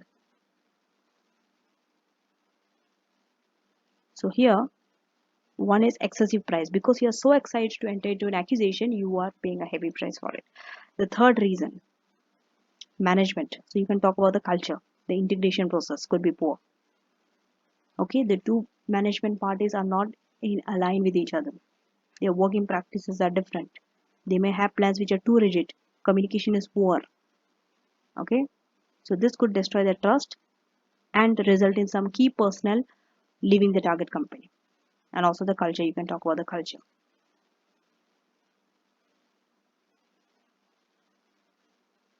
So because of all this additional issues, culture issues and all, even your synergy benefit which is likely to arise might be limited. Okay, now one reason is that. Second, they told the steps that company can take to ensure that they achieve success. So First, make having a clear reason for your strategy to expand. You have to be very sure why you want to expand exactly. So having a clear reason in mind is one step. See how you're linking it to the case study, new areas of this and this. That's why you have to read the exhibits in detail. Okay. So make sure that the team has the appropriate knowledge of the industry and a focused investigation of the strategic reason you can undertake. Next, you can go for a thorough investigation of the synergy benefit and also the cost. So you do not overestimate synergy benefit and underestimate the cost. And also due diligence. See, all this suggestion, you can easily get it through your reasons for failure. Whatever is your reasons for failure, now convert it. First reason was strategic reason. So make sure now you have proper strategic reasons. Second reason was what? Synergy benefit overestimated, cost underestimated. Now change it, reverse it. And poor due diligence. So now make sure that you have detailed due diligence. Okay. So sometimes you see accusation might be not be very friendly. They might be rejected by the target company, right? So in this case, management could be involved in the initial assessment. You can do sensitivity analysis, scenario analysis. See all these things, these keywords gives you marks if you write. Okay. So this will make sure that under different economic conditions, how the competitor will behave in the worst and the best case scenario. It gives a clear range rather than one single figure. So acquisition team, they should have a maximum bid value. They have to make sure that they do not go above that value. Okay, next, the plans. Make sure that you have detailed but very flexible plans, not rigid plans. Okay, that you have to develop and implementation is quick. So you are having clear communication now. You are making sure that you are listening to the concerns of the management of the target company. You are involving third party who can solve dispute among the two parties. Okay, and also post acquisition audit or review could be done. And what about the corporate cultures? When they are different, you can give them a higher degree of autonomy, that is freedom. And even if this results in synergy benefit, lower synergy benefit initially. Okay, so that's it for this. Now we shall go to question number 2.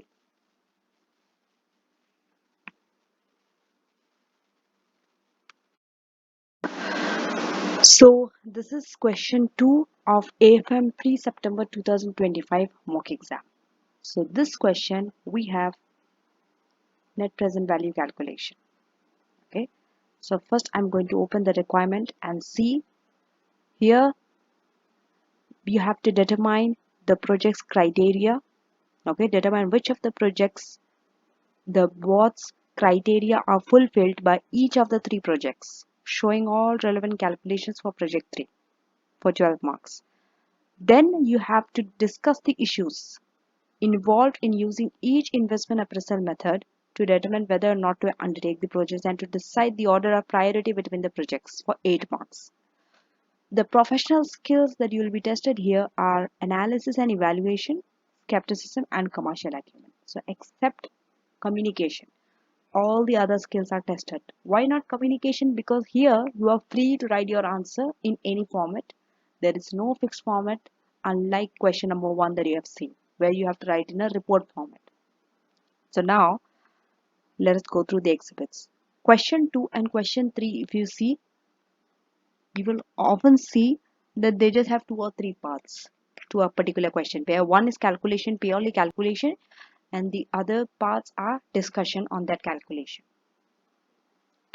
Unlike question number 1 where there are so many different questions, okay, because this is a 25 marks question.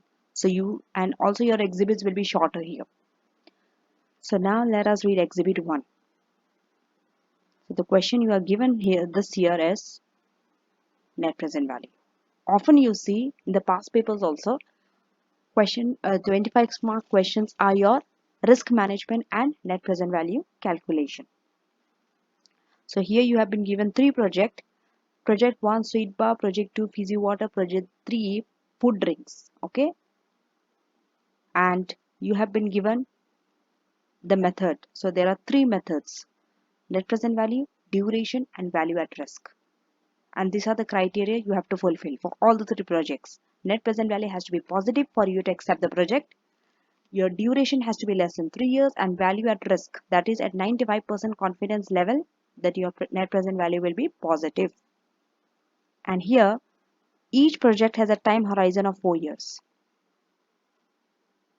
Now, they have given the solution for project 1 and 2. You only have to find for project 3 and compare with the other two projects.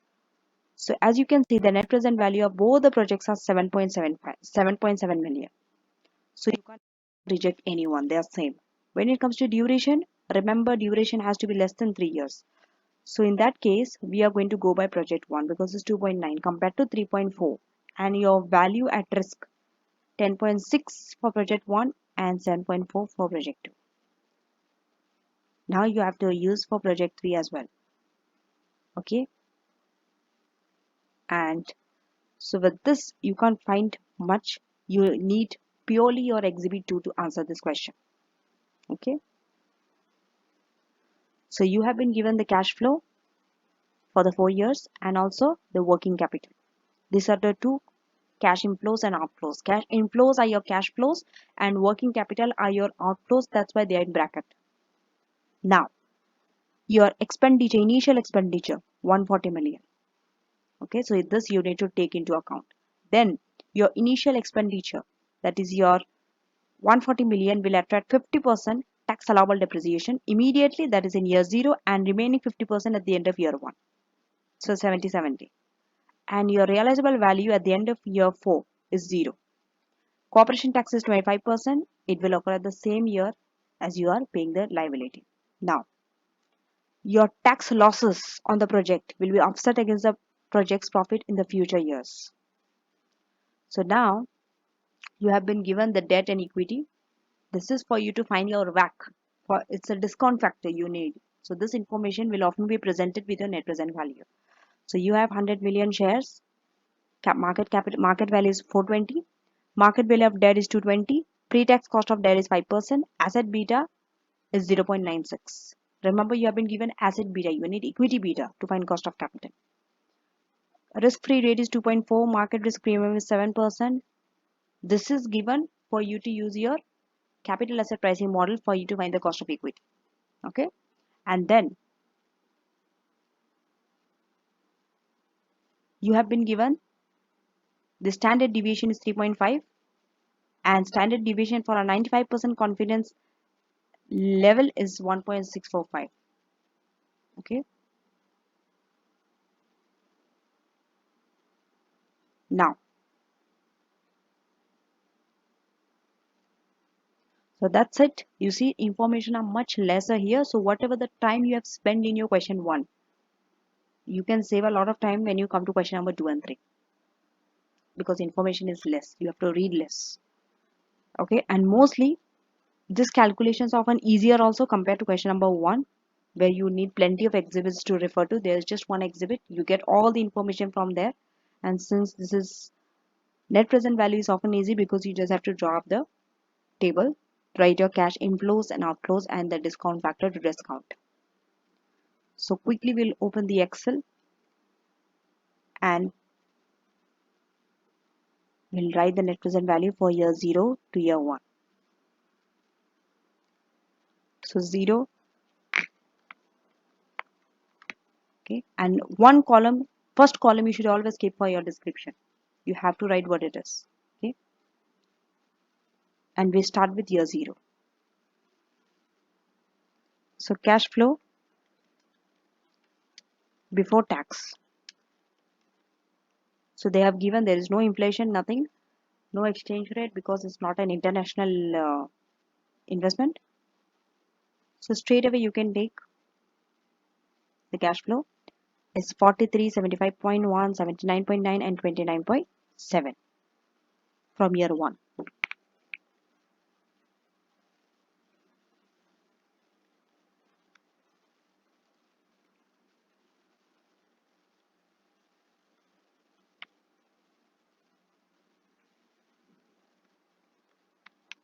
Now you see all these 3 are in 1 decimal place. So make sure that this is also in 1 decimal place, okay? So we are going to go to custom, and this we are going to select the 0.0. Okay. Now from here we have to deduct tax. 25% is the corporation tax. But there is a working for this because we have tax depreciation. Remember, workings are never shown in the main table. This is your main table where you're going to write the working. Working one should be shown separately after your main table has been done. Okay. So we'll keep some space. And here I'm going to start my working one, taxation.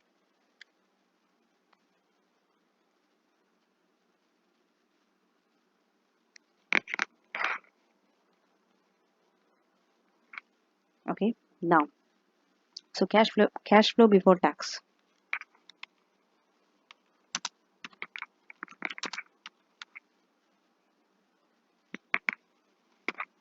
You can just copy paste from here.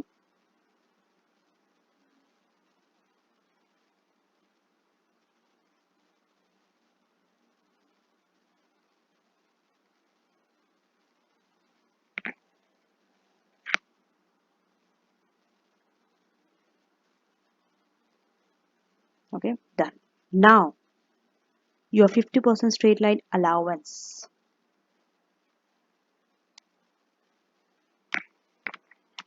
Remember they told that there was a line here that says that initial expenditure will attract 50% tax allowable depreciation.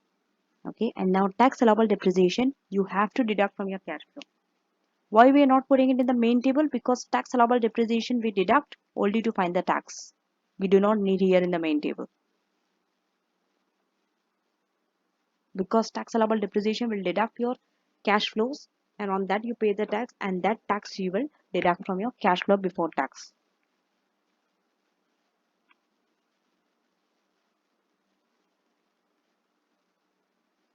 So 50% allowance 140. So 140, if you take 50%, it is 70. You can show it like this, minus 140 into 50%.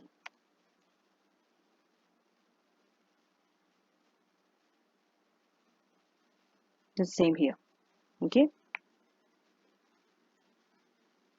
Now we are going to get the profit. Remember, the reason we are adjusting the tax allowable depreciation here is to get the profit, because on profit only we pay the tax, not on the cash flows. So now we are going to use the sum function to find the profit. We start from here. We start from here. And then I'm just simply going to drag it to the other. You see? Now, what do I need? You need to offset losses. There are some losses here. This and this. So you have to offset them against the future.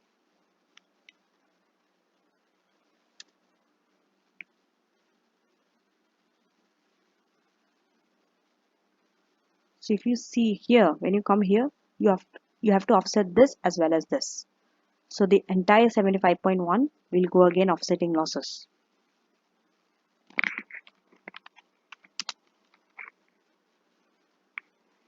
Offset previous loss. So here 75.1.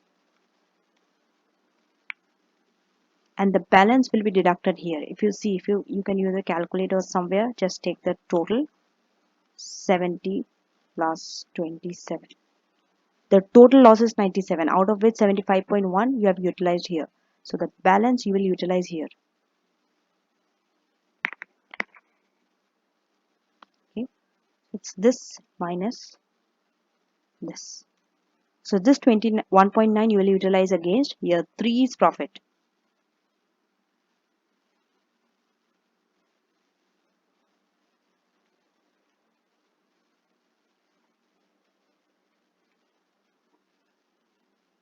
And then losses carry forward.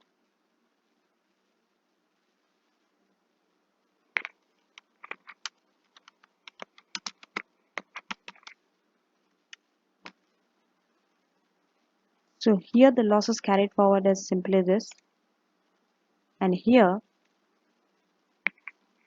it is this plus the next year's loss, and here it is this plus this. You see, that's why we have deducting this. And now we have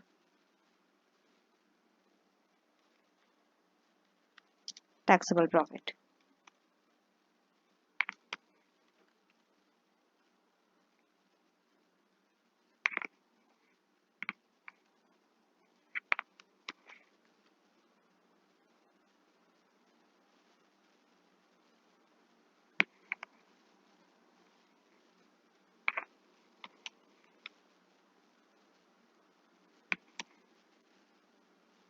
So we have taxable profit only in year 3 and 4. Okay, because here everything will be wiped out. We don't have anything left. And then tax.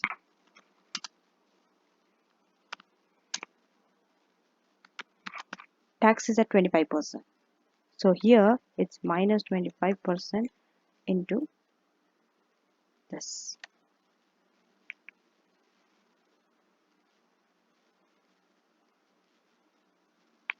So this also we are going to take in one decimal place.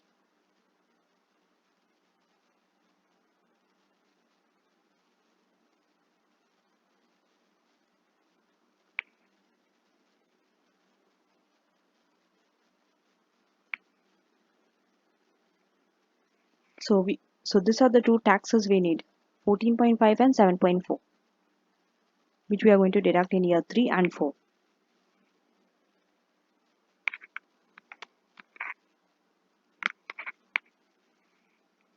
7.4. Done. Now I'm going to get my cash flows after tax. Just change this and use the sum function.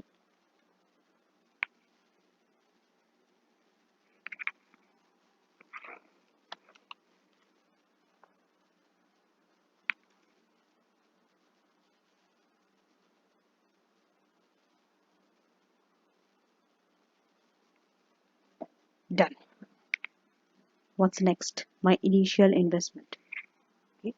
So I need to deduct my initial investment as a cash outflow of 140.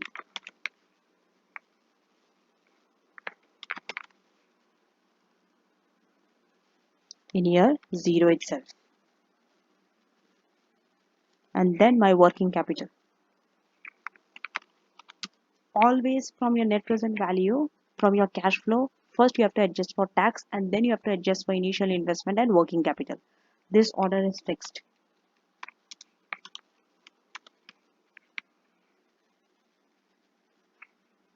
So working capital has been given here as it is 25, 3, 3.3, 3.7 and 35.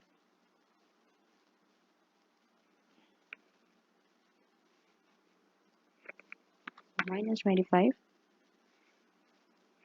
minus 3, minus 3.3, minus 3.7 and 35. We are going to take them to one decimal place.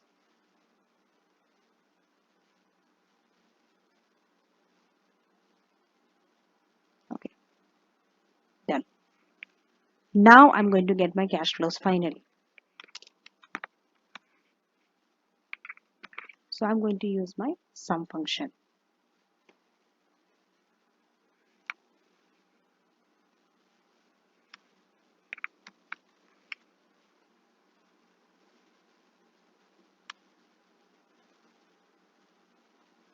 And just drag it to the other cell.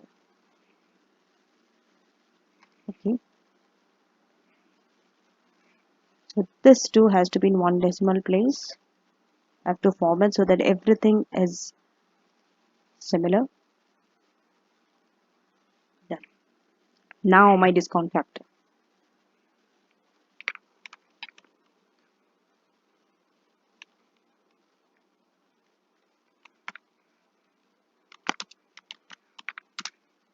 So there is a working for this as well, working 2. Okay, now discount factor is working number 2. So remember, I have been given the asset beta. So by you always have to start by what you are given. What are you given? You are not given the equity beta. You are given the asset beta. You are given the market capitalization and of equity and market capitalization of debt. So using this three figure, you can find the equity beta by using the formula. So we are going to use the asset beta formula to find the equity formula. Okay. So now equity beta. So to find the equity beta, you have been given the asset beta, which is 0.96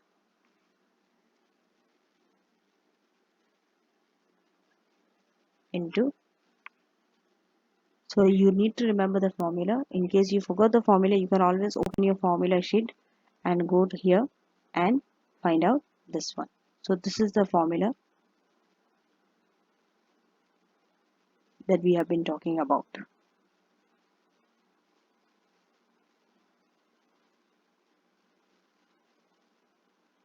This formula, okay, this function. So you see, this is asset beta, where you know the equity beta and you have to find the asset beta. So you have to reverse this formula. Your numerator will become your denominator and denominator will change to numerator. So the upper part will become, you have to multiply and lower part you have to divide. So when you rearrange the formula, you have to multiply 0.96, that is the asset beta, with the total of market capitalization plus asset debt, market capitalization of equity plus market capitalization of debt. So market capitalization of equity is 420 plus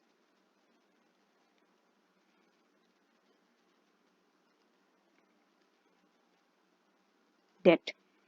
Debt is 220. You have to find it after tax. So tax is 25%, after tax it is 75.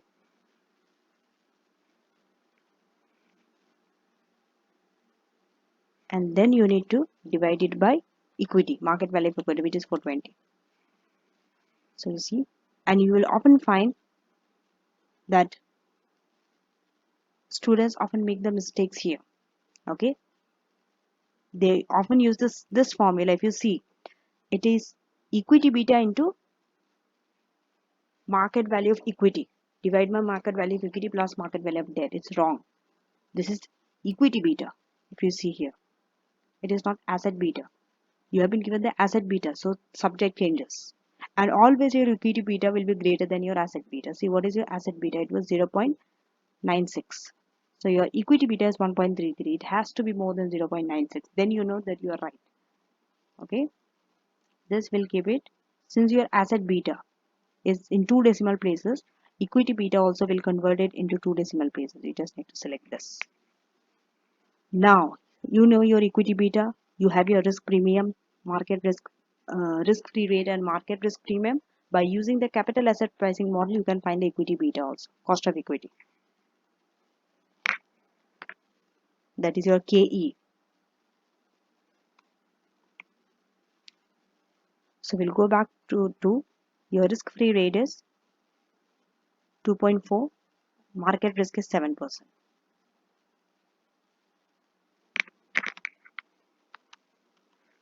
So 2.4% plus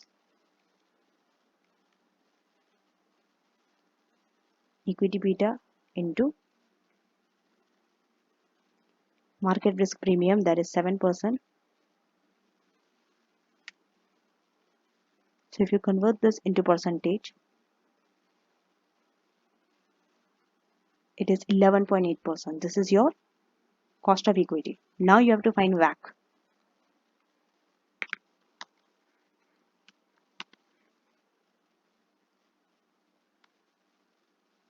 So how do you find WACC? It is your market value of equity into cost of equity plus market value of debt into the cost of debt. Cost of debt is given in your exhibit 2 as 5%.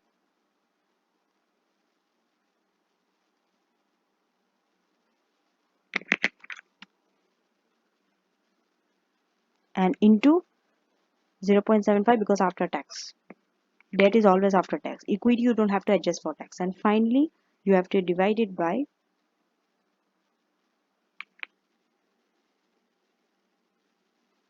the total, that is 420 plus 220.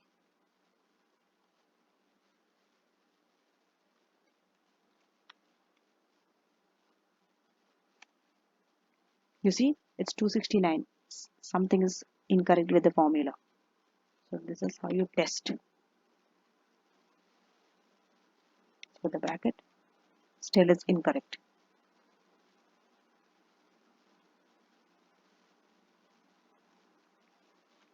This. I have to put 2 brackets.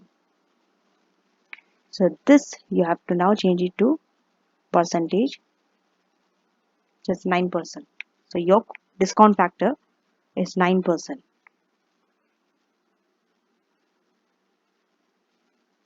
Now go back and use that 9% here.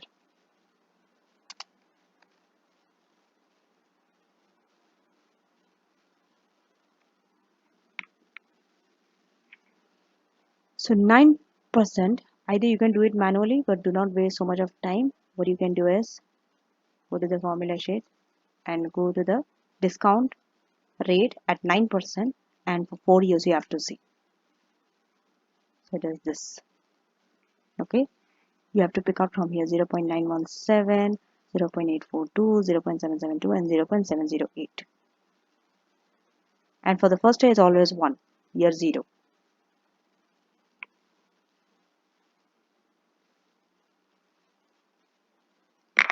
So here it's 1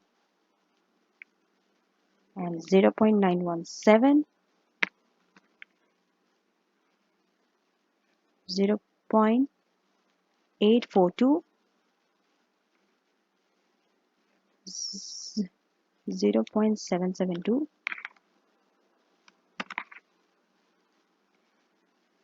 and please write the full number. Do not round it up. Since it's in 3 decimal places, you also should write in 3 decimal places, and this also will convert it into 3 decimal places. Go to custom.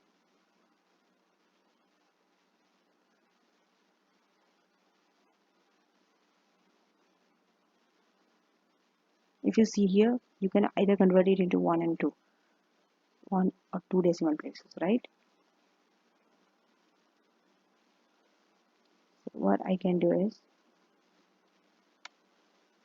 even if you write 1.000, it will still show you 1.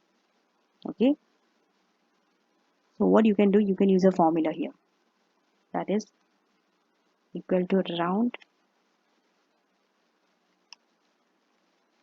So put your first number, that is 1, comma, if you want to round it to 3 decimal places, you have to put 3.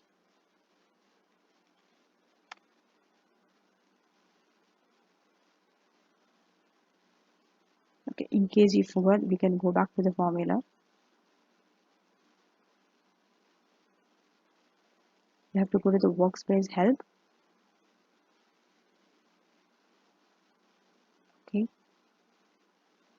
here you can open the round function, so round number and the digit. So you see 2 digits. If you write 2, it will round this C4 cell to 2-digit number.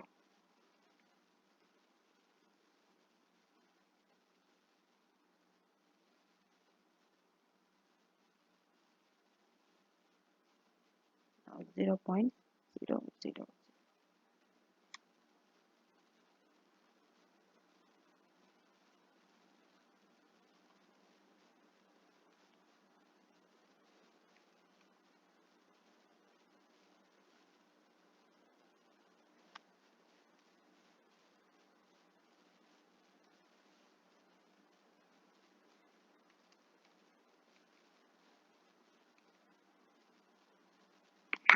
put 1 here,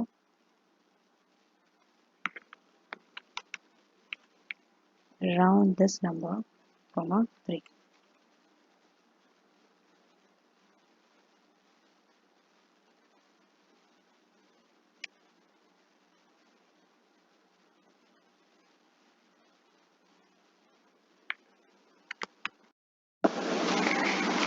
Okay, so I figured it out how to get it into 3 decimal place. All you need to do is go here and you need to click here,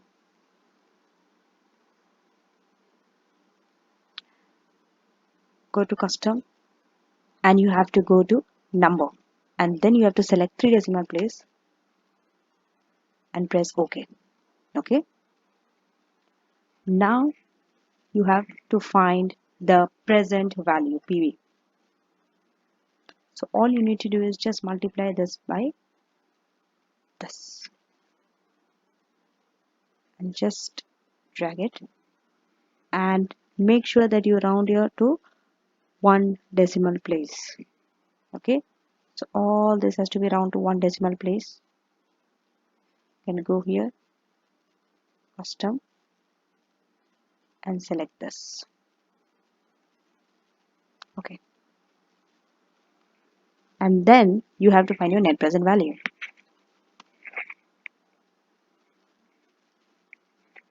So net present value is the sum function of your present value. And this also has to be in 1 decimal place. So all you need to just press here, custom, this, okay. So as you can see, this is also positive. Now what else do you need? You have finished the table.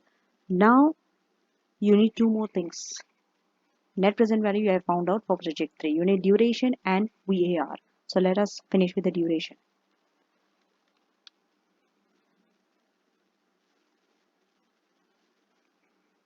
Okay. Now duration.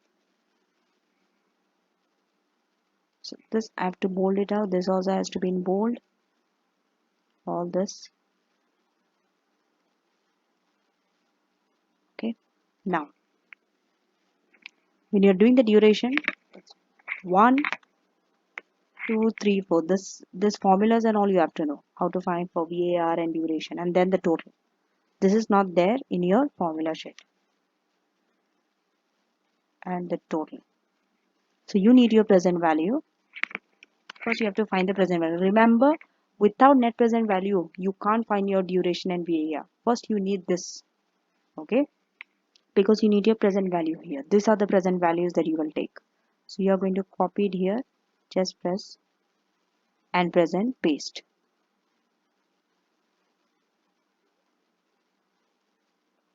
This you copy. Since there's a formula, you can just take the values or with the formula. So if you take with the formula, okay.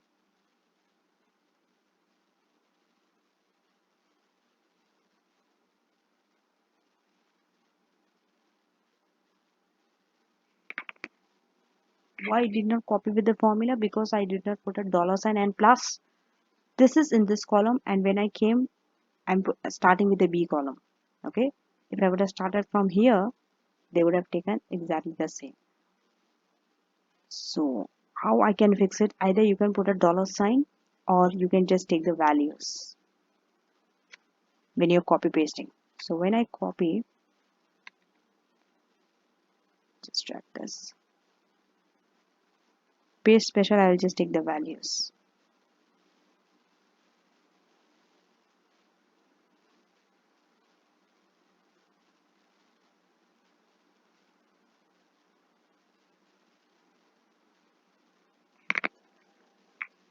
Okay.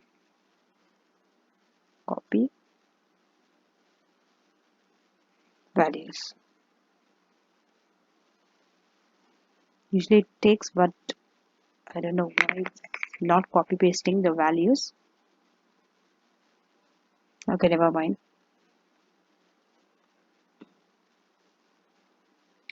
Okay, 36.7, 60.5, 47.6, and 40.6, and the total of this 4, 185.4. Now I need the percentage of total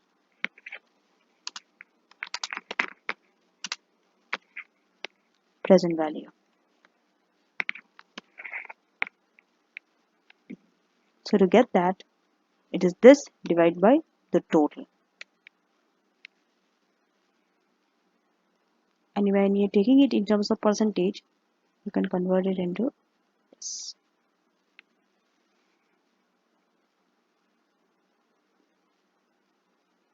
And then when you're doing it, make sure that this is fixed. Okay, this column is fixed. So what I'm going to do is, I'm going to go here, and before F I'm going to put a dollar sign. I'm going to lock it so that I can copy paste this formula to the other cell. Now I'm going to find my duration.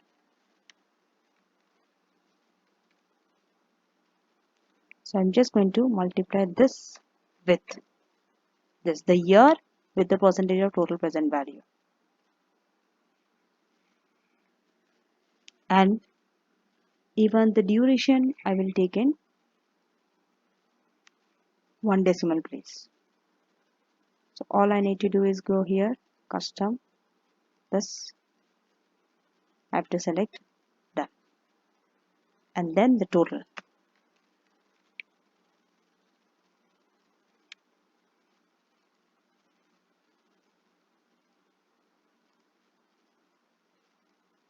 So it's 2.5, and then I have to find my VAR.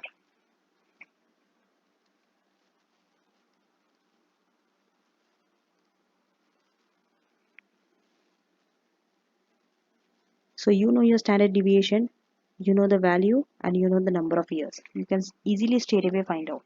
So your standard deviation is 3.5 million. This is the formula for VAR. Into the 95% confidence level is given 1.645, and then the square root of number of years. So the square root of 4.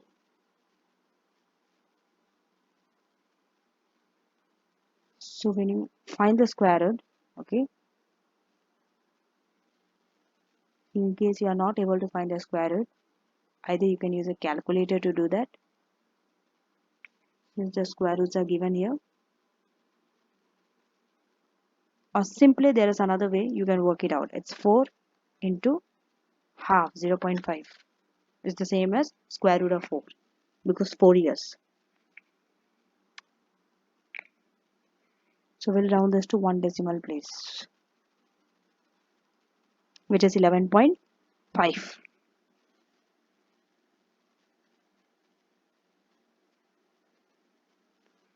Now, if you want, you can highlight this answer.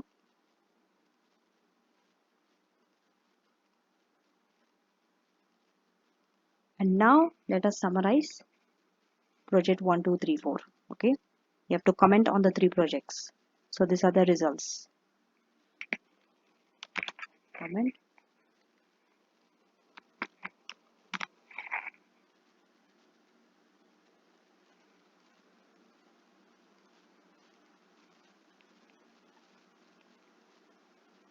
Okay, you can even use it in the Word by doing a table. So we are going to inside a table, 4 columns and 3 rows.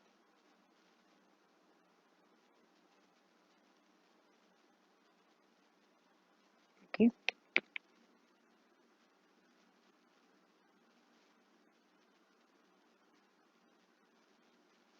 wait.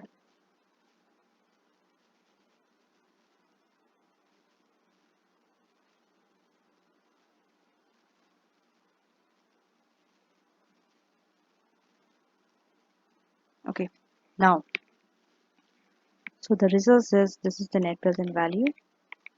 Then we have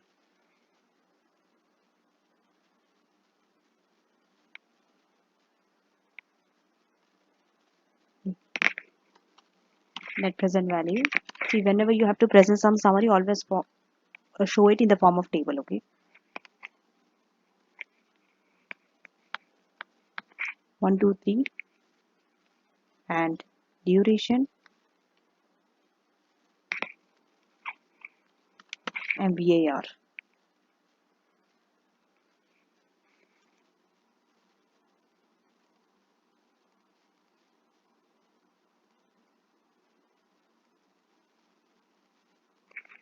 So these are your results. This is already given, so you can just write it from the table 7.7 and 7.7. Do not forget to write $million. Okay.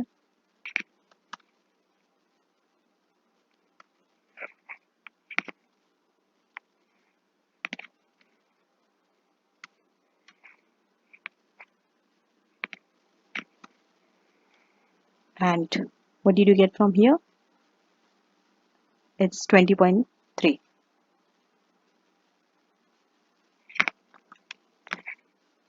See, it could be 20.4 or 20.2 because of the rounding differences. It doesn't matter as the number is within this range. But the number cannot be drastically different. Okay.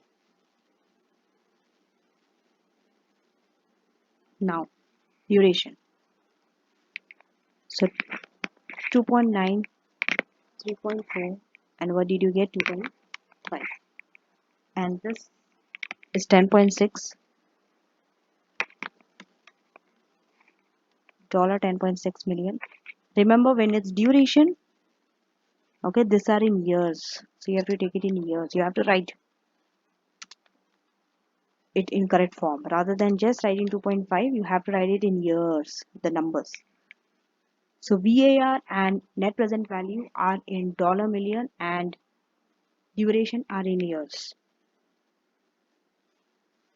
Then this is 7.4 million, and this one we have just found out 11.5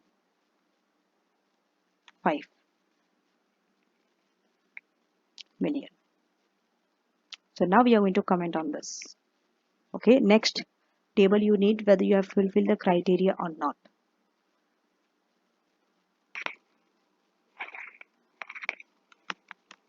So these are the results. Okay, you need to comment on the results as well.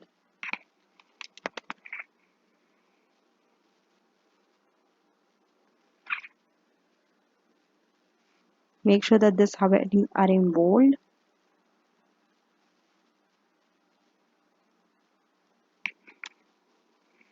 Okay, so here I need the next, that is whether the criteria is fulfilled or not.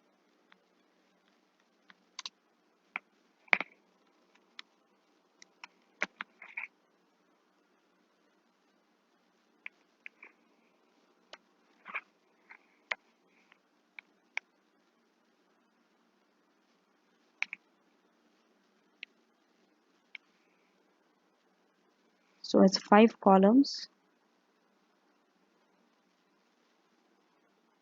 and 4 rows. Done.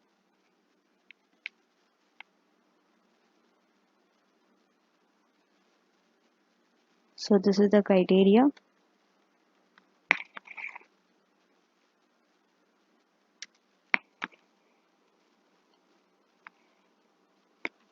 If the criteria is positive or not. 1, 2, 3, and this one net present value,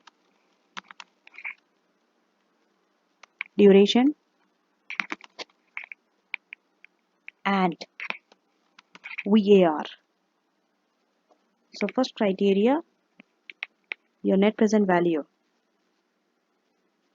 Okay. Sorry, net present value has to be positive. This is the criteria. Duration less than 3 years, and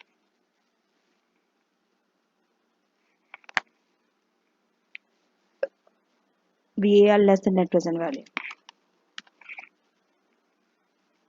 So first you just have to write yes or no. If you see the first, let us go here. You have been given the result here. So if you see net present value, see this criteria you are taking from here, okay? Positive for all the three, okay? Net present value has been positive for all the three. So yes, yes, yes. What about duration? Duration, if you see, project 1 is less than 3, but 2 is not less than 3.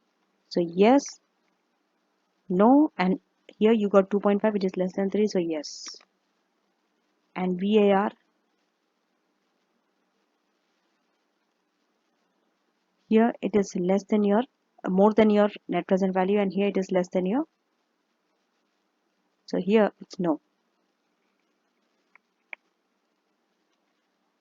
Here it's yes, and in your case, your VAR is 11.5, which is more than your net present value. No, sorry, your net present value is 20, and VAR is this. So net present value is less as yes. So only if you see project 3 satisfies all the three criteria. So you have to go by project 3.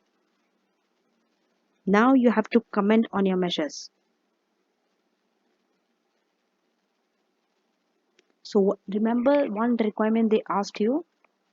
Let's go back to the requirement. They also asked you and to decide the order of priority between the projects. So if you go by that, you will choose project 3 because it has the highest net present value. Just look at the table.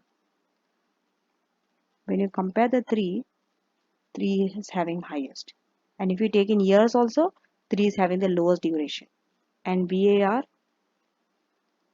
also the difference is much higher in project 3 with the net present value.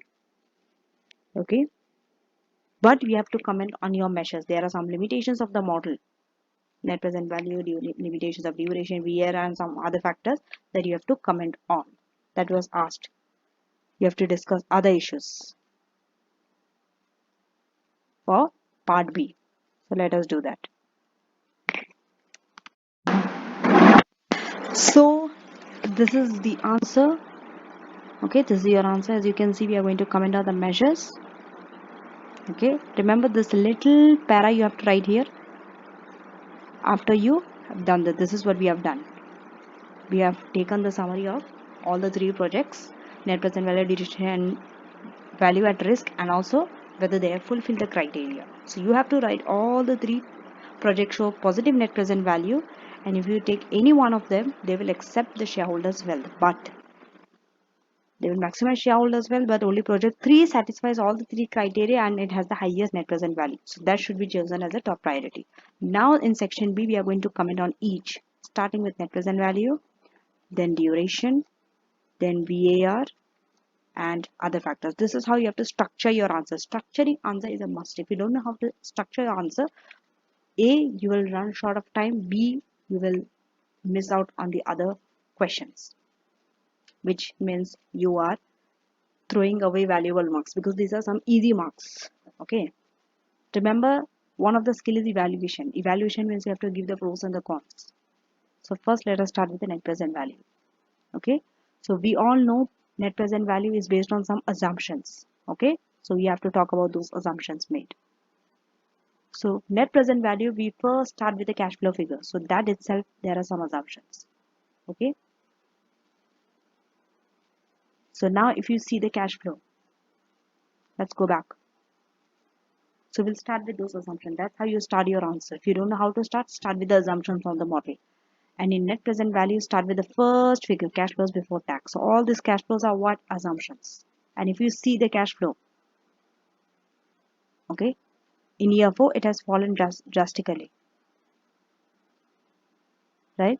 The cash flows in year 1 is 43, then it have risen in year 2 and year 3, and then year 4, it has fallen so much. So it should be a concern for you. So that's what they have shown, okay? In year 4, it has fallen significantly, the cash flow. So this, you have to raise a question. This is how you are going to get your skepticism skill. Remember, one of your professional skills is skepticism. You have to challenge why it fell down. This is your auditor. You are bringing an auditor and you're raising question. Okay. So you have to raise question whether this fall in cash flow could be earlier than in year 4. That's number one. Okay. Next, your time horizon is the next estimate. So A, about your cash flow projections, you can talk. B, about time horizon. Okay. So you have to see whether the other projects, whether they are able to sustain the cash flow for a longer period. That means if the other projects have a higher net present value and whether their time horizon is more than 4 years or not. So these are the two assumptions. Third assumption, discount factor. Discount factor itself is an assumption. So discount factor is based on what? Two risk: business risk, financial risk. Let's not talk about financial risk now since we have not been given much about it, but business risk, yes. You can talk about business risk because they are in different business. Okay. If you see, they're into three different business. So we incorporated the discount factor when we have calculating the asset beta. Remember, if it's equity beta, it takes both financial risk. Financial risk means your equity and debt also. The gearing portion and the business risk. But since it's asset beta, that's 0.96 which is given, that is based on the business risk of the fruit drink sector, the asset beta. And also that asset beta may be based on historical data. And also the limitations will be that the sector beta can hide some significant differences in the beta factors of different companies within the sector. So this might not be relevant to the project 3. See, in your project 3 circumstances, you have taken the asset beta of a fruit drink sector which is 0.96. That might not be relevant to the project 3 circumstance, right? But we have not taken that into account. So that you have to write. And then the uncertainties that surround the estimates for project 3 are indicated by the value at risk. If you take the value at risk, compared to the other two projects, the project 3 has a higher value at risk. That means the uncertainties around the estimates are higher. The uncertainties regarding net present value. So around 2 to 3 marks, okay, at least 3 marks you should get for net present value. So what are the three things you have talked about? Time horizon, cash flow estimates, and discount factor estimates. Next, let us go to duration. At least 2 marks should be given for duration because it's 8 marks. Okay. So if you have given 2 marks for each, you can get your 8 marks. Let's say 2 marks for net present value, 2 marks. 2 marks means 2 points. Duration 2 points, VAR 2 points, and some other factors 2 points. Okay. So now let us go to duration.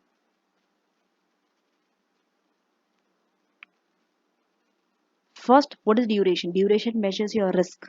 Okay. By the way of years. The longer the year, the longer it's taking for you to recover your money. The lower the duration, it's better. We always prefer lower duration because longer duration are more riskier. So we rank the projects based on the duration. It's a measure of risk. If you go by the net present value, both project 1 and 2 are same. But if you go by the duration, we'll give priority to project 1 over project 2. And so one limitation of duration is what? Setting the duration target, that it has to be less than 3 years itself is subjective. So 1 point you have got there. Okay.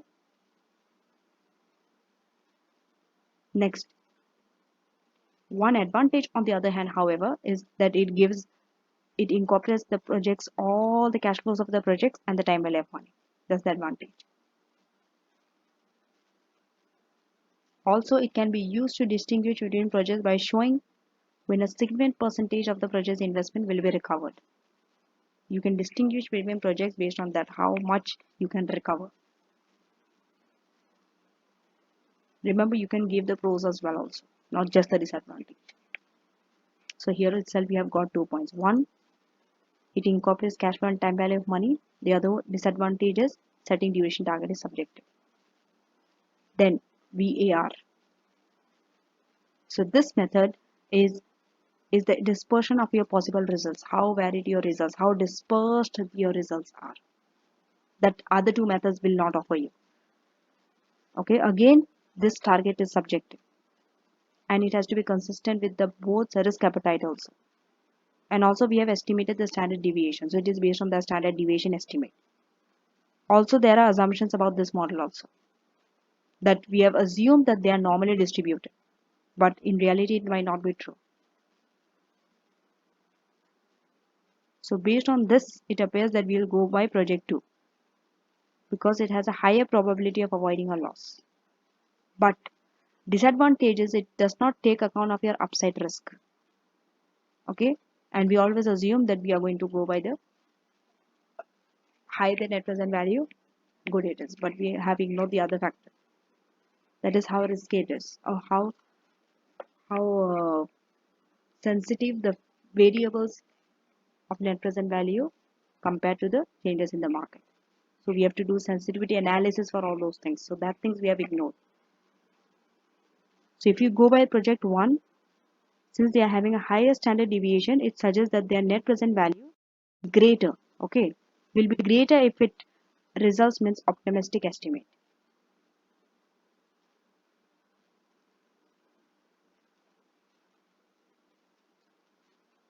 So it's two side, upside and downside. Downside means if the estimates are optimistic, it's good. Then if you are getting a net present value, it will be higher because standard deviation is higher means the variation is high. But on the downside, if it's negative, losses will be higher. So it has both ups and downs. Now, other factors. So if you go by the financial indicators, often they are not clear cut. You have to take other non-financial indicators also. Okay. The board might decide to ignore the fact. Okay. Even though project 1 and 2 does not meet the criteria, board can still ignore that. And they can still choose one of them based on the ground that they both have positive net present value. And also there are a variety of criteria that they can use to determine the choice between the two. So the criteria that the board will take, compatibility with the long-term strategic objective. Okay. So they will see which of the two projects could be easier to undertake along with project 3. That also they can do. And also the possibility of cash flow beyond the period of investment appraisal, that is beyond 4 years, and the existence of real options, particularly follow on or expansion options, whether you have an option to expand or follow on. So these are the other factors. So now let us move on to question number 3. Question number 3 of AFM pre-September 2025 mock exam. So this question is on, as you have guessed it right, that it's on risk management. So we will see in this question whether it is exchange rate or interest rate. Okay. So first we are going to go through the requirements. So there are 2 requirements and this is also a 25 marks question. So first question, you have to discuss the possible reasons for the board's decision not to use options on interest rate future as a hedging method, even when upside potential would provide a significant cost saving. So here you have to talk about why they will not go for options. Basically, you have to discuss the disadvantages. It is for 5 marks. So for risk management question, you have to make sure that you know the advantages and disadvantages of all the hedging tools. That is future, forward, swap, option. Okay. Next, this is for 15 marks. Okay.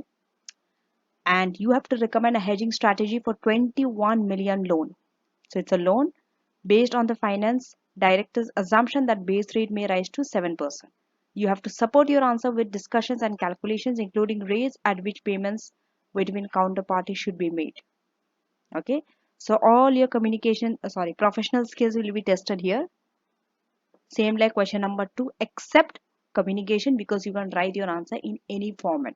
But any format means you still have to present your answer in a logical order. You cannot show it in a very haphazard manner. Okay, it has to follow a logical order.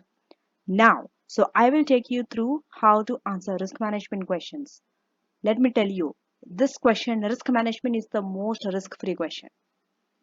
Okay, try to get the maximum marks for this. Often students choose this as the first question because this is the easiest, and if you see the nature of the questions, they are very standard questions. You will often see similar questions on risk management compared to net present value and acquisition merger, where questions could vary a lot. But risk management, Often you might be given some investment or either a receipt or a payment, and you will be told to hedge using various methods and then finally conclude. That is the basic structure of risk management question. So we will start by going to the exhibit, and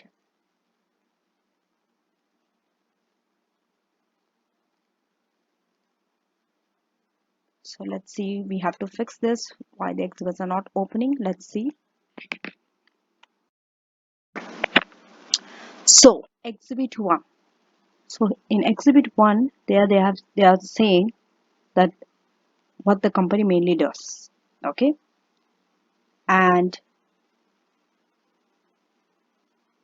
here also it's about the government that controls the company, and they are the only shareholder. So the Department of Housing is the only shareholder, and they are providing capital through government grants every 9 months. So this project is controversial and has been widely criticized in the media for its cost exceeding its budget. Now, the directors were recently replaced due to these criticisms. So now they have introduced a new reward system to prevent further cost overrun, with the generous bonus system for the directors if budgets are achieved. Now, not too much of information for me to do my questions, but what I need is exhibit 2 mostly. So here you'll be given today's date, that's 1st Feb, and you are borrowing 121 million on 31st May. Loan will be repaid on 31st October, that is after 5 months from May to October, and you can borrow at the base rate plus 20 basis points. So you are borrowing at what rate? Variable rate. Base rate is currently 6.2%. Okay. So looking at this, you can see that this is an interest rate risk management. It's not an exchange rate, it's an interest rate. That's why you have been given the base rate and all those things. And often students do not do good in interest compared to exchange rate. Let me tell you this. This is based on experience. Why? Because interest rate, remember, it is easier than exchange rate. Because interest rate, you only have to deal with one currency, but in exchange, you have to deal with two currencies. That conversion becomes difficult, but in interest, it's only one. But the reason why it's difficult is lack of practice. Students often practice on the exchange compared to interest rate. So make sure that you practice on this area. Since this has been asked in the mocks, you have a higher chance of getting an interest rate risk management in your question. Now, so as you all know, it's about interest rate varying, and they, because it's a borrowing, their concern is whether interest rate will rise or not. Okay, so they want to see of an increase in the base rate to 7% from 6.2. They are concerned if it increases to 7%. But it could be other way around also. Base rate could fall also. But since you are borrowing, see your position, you are borrowing here. So you will not be concerned about the fall. You will be concerned about the rise in interest rate. Okay. So the board is highly risk averse. Okay, see all this risk covers and all this risk appetite you need for your discussion question, not your calculation. When you have to link which method are you choosing for hedging, that time you have to use this information. You understanding? Whether it's future, forward, or option or swap. Okay, so here you have been told to investigate the advantages and disadvantages of interest rate swap. Okay, and also to rule out options. So they do not want to go for options even when we know the upside of options is huge compared to the other. If you go by the other hedging techniques, that is forward, future, swap, your upside is limited. You can't gain so much. Yes, you can reduce your cost, you can eliminate the risk up to a certain level, but it's like there's a floor and a ceiling. But in option, it's not like that. You can get, if there's upside, you are going to get the benefit by not exercising the option. Okay, and if it's downfall, you can hedge exercising the option, so you benefit both. But for that variability for options, you have to pay a huge premium. Okay, now, so these are the following three techniques: forward, future, swap. See, for risk management, whether it is interest rate or whether it is exchange, you are often given 2 to 3 methods. You will always be given 2 to 3 methods. Why? Because you have to compare among them. Mostly it is 3 methods. They will not give you more than 3. It's either 2 or 3, but not 1, because you cannot compare. So that's why you have to know advantages and disadvantages of each of this method. Okay. Forward, if you see, mostly forward, future and options, they're very common. Okay. Swap sometimes comes, sometimes does not come.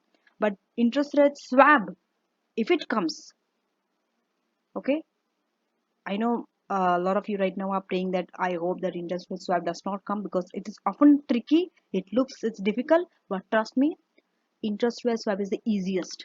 I will tell you how. Okay, so once at the end of this video, you will find interest rate swap very easy. No matter whatever questions you get on interest rate swap, you will be able to tackle.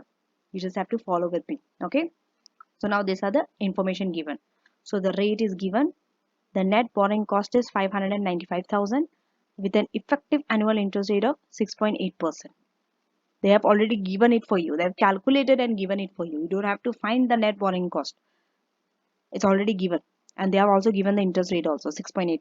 Now you have to compare under future and swap and compare this with this FRA future and swap and see which one is giving you the lowest cost, because it's a borrowing. So you have a 3-month future, dollar future. Okay. Futures are 3 months only. And the contract size is 250,000. And we all know the basis is 100 minus annual percentage yield.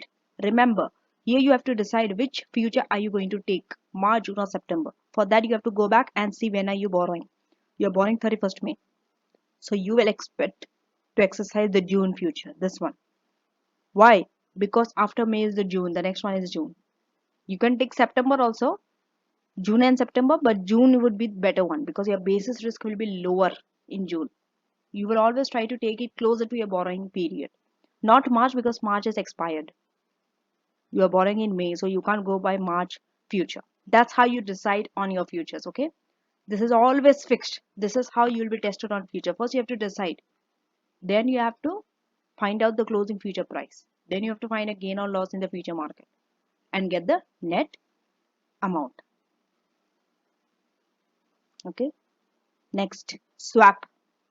Swap also, you will always be given fixed and variable of both you and the counterparty, and then you have to see where you are getting more gain, whether it is under variable or fixed, and then work on the swap that I will teach you.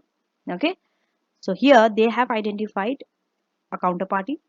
Counterparty can borrow at base rate plus 1.4 and fixed is 7.4, and for D company they can borrow at the fixed rate 6.9. Remember, here they did not give variable rate for the company. Why? It's given here. They have already told it's base rate plus 20 basis point. So that you have to take here. And the gain is split equally between the two parties. Okay. So what's next? Immediately start and attack your 3 hedging techniques. That is forward, future and swap here. Okay. So for FRA, you have to write it here. You will choose the word processor and FRA. Okay. Make sure that you are writing it in bold so that you know that you are writing here the net borrowing cost of $595,000 and the effective annual interest rate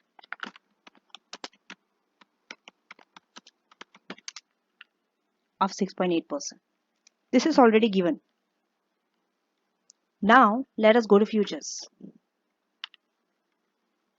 Often when they give you 3, they often do for 1, and mostly you have to calculate only for 2, like here. Okay, but if they give for 2, you have to calculate for both.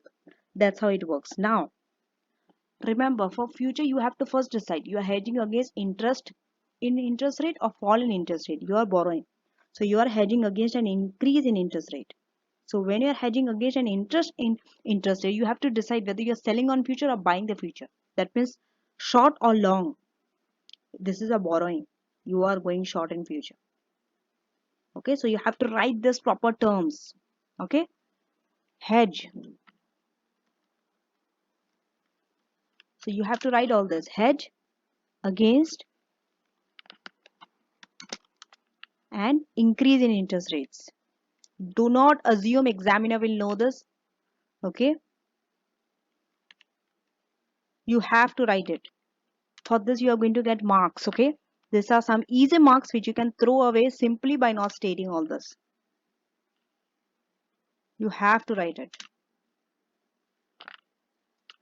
So therefore go short in future market. Whenever it's a borrowing, that's a rule. I have mentioned in my lectures also under risk management, interest rate risk management, that if it's borrowing, you have to go short in future market. Now, you always have to mention which contract are you using, March, June or September. That also you have to mention. So use June contracts. Why you're using that contract, you have to mention the reason. So use June future or contracts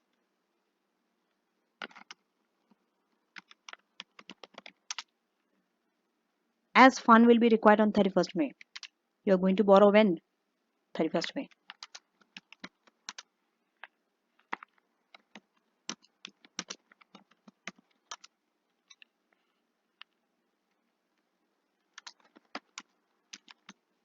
So funds will be required on 31st May. Now, next, you always have to find the number of contracts. So these are some fixed methods. You see any question until now that you have done. If you have done the revision kit properly, all the questions on interest rate risk management, you will see this formula, this method. Always it's whether short or long on future, whether which month contract are you using, and the number of contracts. Okay, and if it's in decimal, you need a round figure. So the number of contracts will be equal to, okay, this you can use Excel to find out, or you can simply use your calculator to find out. Okay, I would use a calculator here. So my amount that I have to borrow is 21. Here you don't have to worry about the currency. Everything is in dollar. So 21 million. I omit the million. See, you have to be smart enough. Okay. If you keep on adding zeros, it's a waste of time, I would say. Okay, at least when I used to calculate, I don't write all the zeros.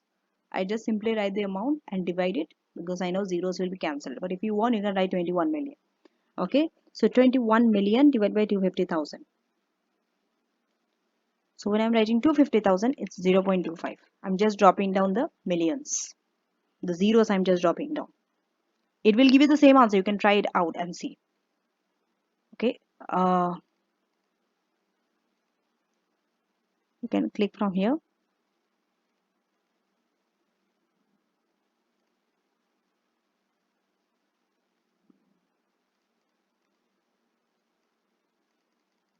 Okay. I'm going to put a bracket here.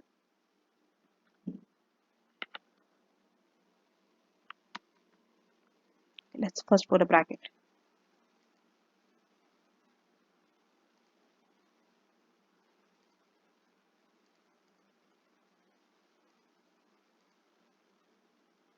.25, close the bracket, and then you have to multiply by number of months. How long are you taking it?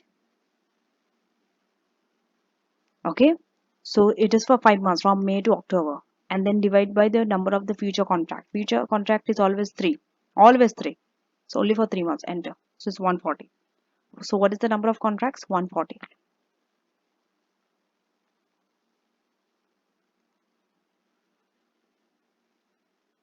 Okay, now because it's future, remember you have to find the basis risk. You always have to find the basis risk. They will never give you that. So basis,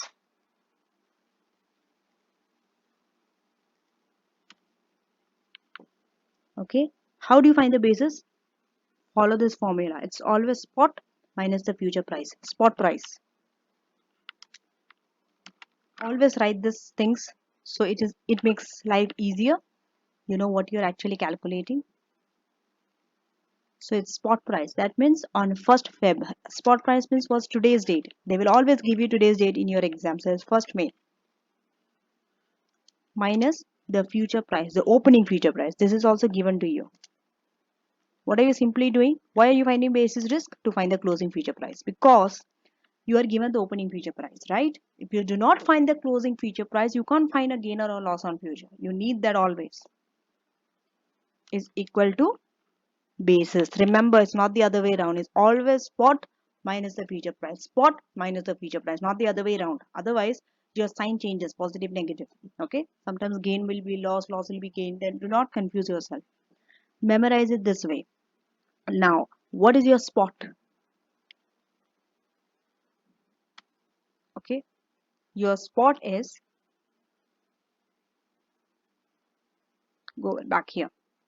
See, it is 6.2% base rate. Okay? And to find the basis, they have given is 100 minus the annual percentage yield. That's how you get all this. If you want to convert this into percent, just minus 100 by 93.35. You will get it in terms of percentage also. So what is your price? Opening future is 93.35. But if you see, the spot rate is given as percentage. First, you have to convert it into the future price. So that's why 100 minus 6.2. Again, I'm using calculator here. So it's 100 minus 6.2 here. This is the spot, 93.8. Minus the opening future price.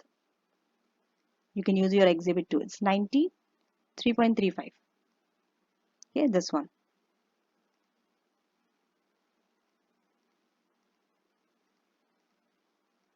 So it is 0.45. Okay, and this 0.45, it is going to, you need the unexpired basis. Remember, you want to borrow in May and you are taking the June contract and it expires in the end of June. So from May to June, it is 1 month. Out of the total 5 months, you have to take from, when you are calculating the duration of your loan, it is 5 months. But unexpired is only 1 month, May to June. So 1/5 of 0.45 you have to take. Or just simply divide it by 0.5. Not 0.5, sorry, divide by 5, I'm sorry. Into 1/5 or divide by 5 is the same thing.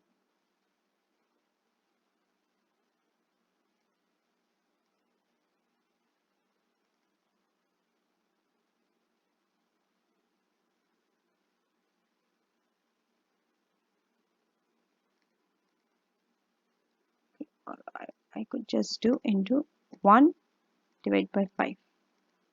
So it is 0.09. 0.09.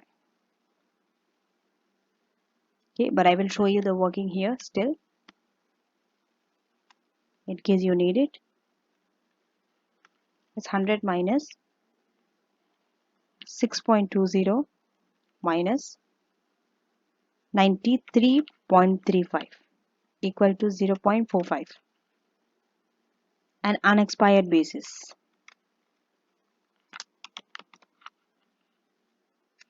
On the 31st May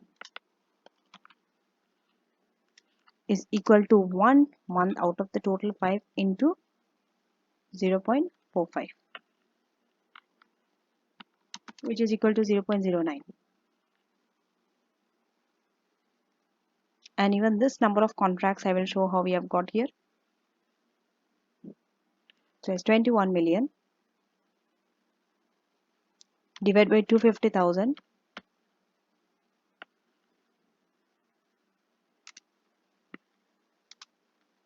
into 5 divided by 3, 5 months into 3 months. 140. Done. Now, what do I need? Now I will find out my annual interest rate, effective annual interest rate for future, and also the net borrowing cost if I use the future. Because I've got all the variables that I need. So now, if base rate. See, sometimes you might have to write both the situation, increase and decrease. But in this case, it's only increase, one side. So if basis rate, sorry, not basis rate, base rate increases to 7%.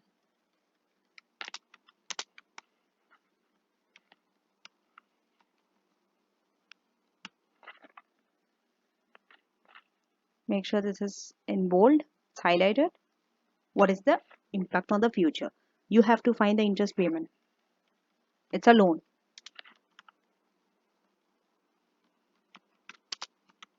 So you have to find the borrowing cost of it. So what is the interest payment? Of course, the cost would be interest that you have to pay on the loan. So what would be the interest that I have to pay? Here, okay, I will do a calculator. So the interest, see, you can borrow at what rate? Base rate plus 20 basis points. So what is the base rate? Now base rate is 7. That means 7 plus 20 basis point. 7.2%, right? So, and the loan is 21 million for 5 months you are taking. So you are finding out 7.2% of this one. Okay. You can use your Excel also. Doesn't matter. I think Excel is better compared to calculator because it stays any working in there done in the Excel stays there, as well as it's quicker than using a calculator. Okay, at least I feel it. So here it is 7.2% into 21 million into,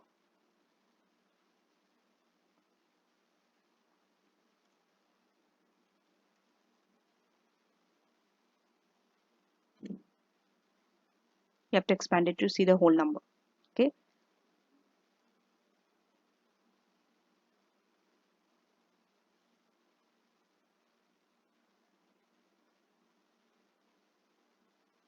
Remember, it is not 21 million also when you're working out on the future. Why? Go back. You have found out the number of contract and you know the contract size. So you are hedging 140 into 250,000. So 140 into 250,000. And this contract you are taking for 3 months. So 3 divided by 12. So this you will get it at 7.2%. 630,000. So this is the figure that I need here. Interest payment 630,000. Now, what's next? It's an interest payment. You need your future gain or profit. If it's a gain, you will deduct it from the interest payment. If it's a loss, it will be added. Of course, it's a gain. Okay, because your gain in the future market will be offset by a loss in the spot market. Okay, so that gain we have to find out. Now, you have to find out the closing future price. So closing future price. We have to find out. How are we going to find it out? It's simply 100 minus, what is your base rate now? 7%. Okay, 7.0 minus the basis risk, unexpired basis risk 0.09. Do not forget that. That's the whole point we have calculated there. So you can just straight away, if you have shown like this, you can use the calculator. So 100 minus 7 minus 0.09 and enter. It is 92.91.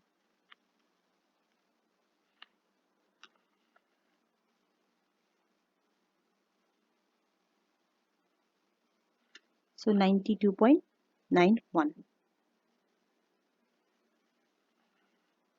What is your opening future price? 93.35. Closing future price is 92.91.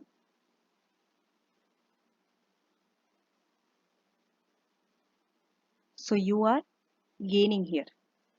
Okay, the difference is the gain.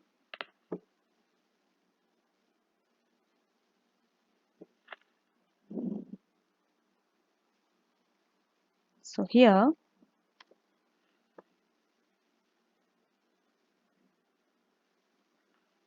profit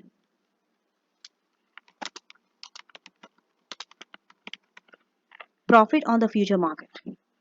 This is how you calculate. First you take the opening future price, that is 0.9335 minus. So this basically you are converting it into this thing, 0.9291. You have to multiply this with the contract size, 250,000. Always contract size you have to multiply, and also into 140 contract, number of contracts, 140 into how many months? Profit on the future market. Future you are taking for 3 months. So it's always 3 divided by 12. So this if you do here,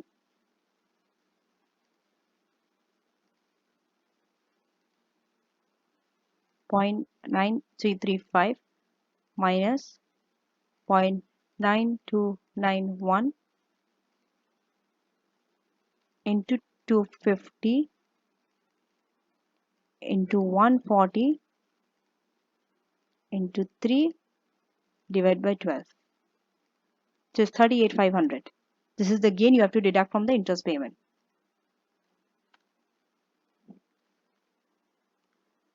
38,500. And then net borrowing cost. Get your net borrowing cost.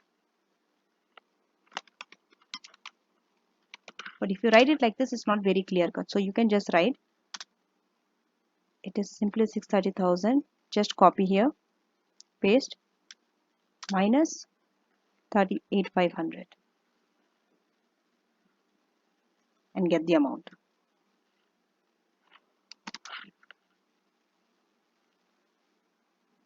So 630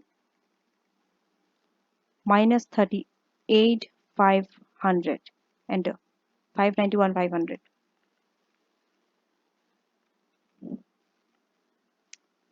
If you compare this with the forward the cost is 595. Here is 591,500. So which one is more? Forward is more. So in this case future would be preferable, but we'll have to find out the effective annual interest rate. Why? Because in the forward they have given you the effective annual interest rate. So to compare, you also have to find for future.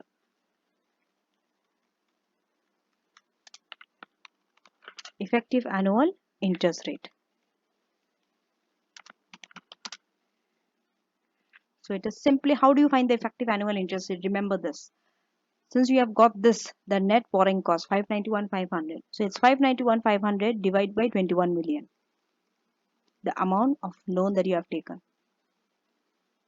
This is the interest over your loan into, not 5 divided by 12, it's 12 divided by 5. For 12, total is 12 months, and for 5, because the loan is for 5 months. So if you take it in terms of percentage, if you convert this, just multiply it by 100 to get in terms of percentage, 6.76%. This is also less than this. Forward, if you go forward, is effective is 6.8 and this is 6.76. Difference is not so much, okay, little.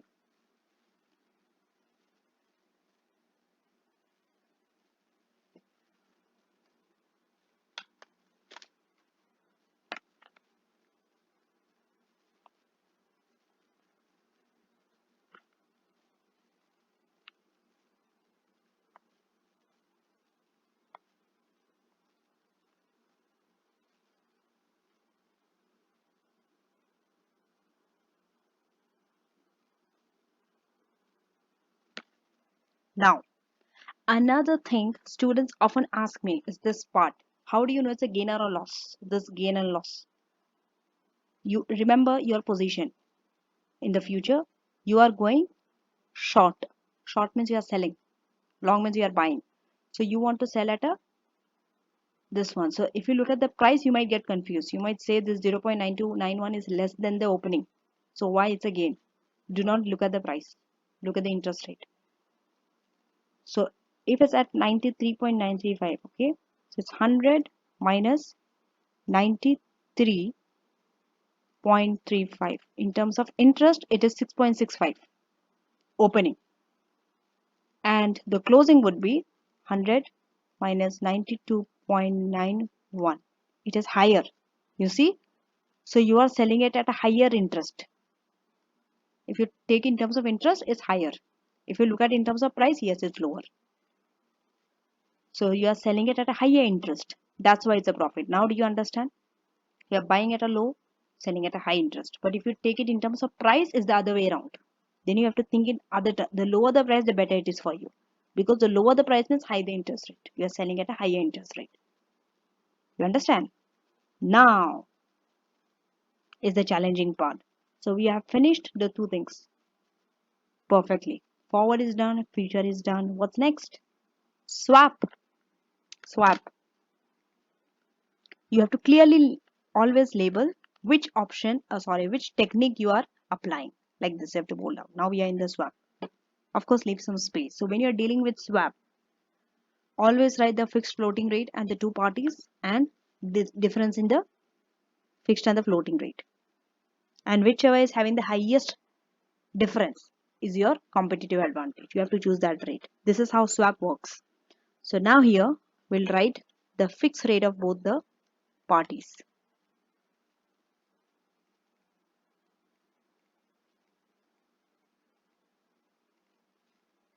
Fixed rate, or you can have a table also. I think table would be more preferable in this case. Okay, floating rate. There are many ways of presenting this. Either you can use Excel also for this. And it is the D company.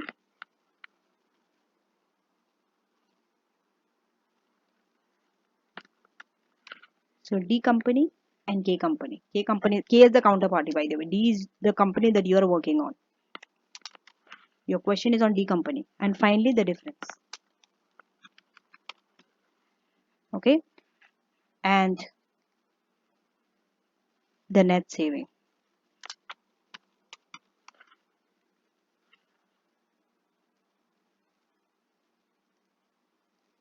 Okay. So what is the fixed rate for D company they have given? You can always open this and see. It's 6.9%.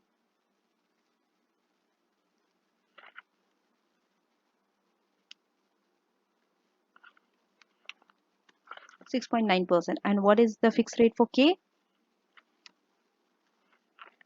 It is 7.4%. Keep this also. Who is having advantage here? D in the fixed rate because lower fixed rate. The difference between the two. 7.4 minus 6.9.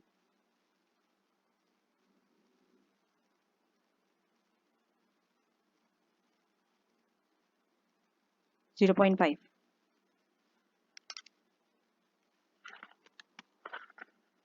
Next, floating rate. So floating rate for D is base rate plus 0.2%.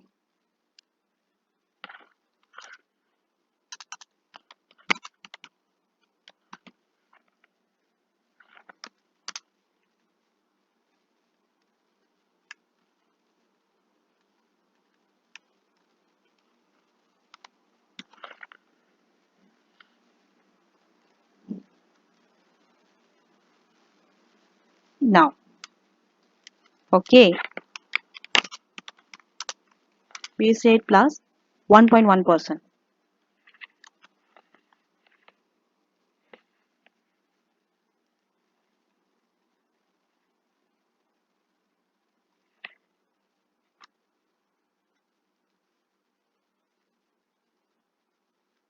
So if you take the difference between two, the base rate will be cancelled. So you will only be left with 1.1 minus 0.2, which is 0.9%. You don't even need so much of time to calculate this. Some things are very easy. So wherever you can just calculate manually in your mind, do not waste your time to use a calculator. But if you think you need a calculator, you cannot rely on your own calculations, use a calculator. This saves a lot of time. Okay. Here also, if you see who is having the advantage, D is having the advantage in both fixed and floating because he's having the lower fixed and floating compared to the counterparty. But the higher difference is in the floating rate. So D should go for the floating rate. This is the decision of swap. D should go for the floating rate under the swap, and K the opposite, of course, fixed. So if you see the difference between these two, 0. The total net saving, it is 0.4%. Okay.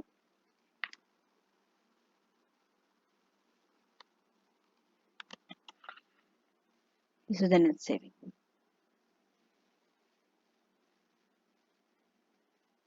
So you need this net saving because you have to split equally among the two parties, this net saving. You need this. Okay. Now, so you have to write the sentence under swap. What is your decision? So D has an advantage. See, in your company, if you write D company or K company, you will still be given full marks because make sure that both does not have the same initials, where it's very difficult for you to identify which company you are referring to. In case if you are running short of time, since this is the last question and it's very common, most of you will be running short of time. So if you do not want to write the full name, you can just write D company because there is only one D and one K. Okay, it will be understood that you are referring to Derweston company. So they has an advantage. Sometimes it might not always be the case. Sometimes one party might have advantage on one rate, the other party on the other. Then it's difficult. Then you have to see who is having the higher difference under the rate. In this case, it's easier because D is having advantage in both. But the higher difference is in the floating rate. That is this 0.9 compared to 0.5. This is you need. So has an advantage in borrowing at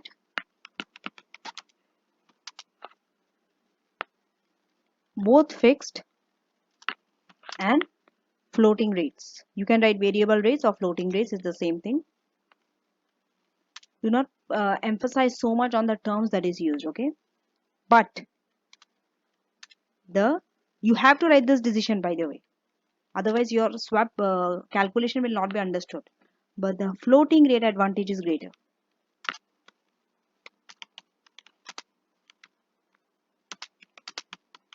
You see how easy it is, okay? So swap is nothing to worry. This is very easy. I'm sure most of you have understood until this point. The trickiest part is in the last one. How to find out who is paying what and who's receiving what. So we'll do that part. Here what you have to do, okay? So here I would use Excel to do that. I think it's easier in Excel. So this is D company, this is K company, okay? And sure that you make it little bold. And first, always start with rate without the swap.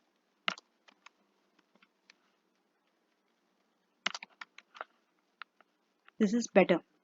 Okay, always start rate without swap. See, what was your decision? That with the swap, D would go by the floating rate. So without swap means they will go by the fixed rate. The other way around, he will be at the disadvantage position. So 6.9%. You understand? So D will be at the fixed rate and the counterparty K would be at the floating rate. That is base rate plus 1.1%. Or you can just simply write B plus 1.1%, 1.0%. Okay. Now savings, next stage. So this is the first I will write. Do not write these numbers. These numbers are only for illustration purpose. I'm just showing you how to work this out. Okay. First, always without the swap. Second, the gain that will be split, or you can say saving is on 50-50 basis. Always write the basis. So in this case is 50. What is 50-50? This one, this 0.4. So this 0.4 if you divide by 2 equal to 0.4 divided by 2. So 0.2, 0.2%. No, if you turn it in percentage, wait a minute. You can always do undo. So 0.20%. So if you want to show this, go here, go to custom and you have to Go to number,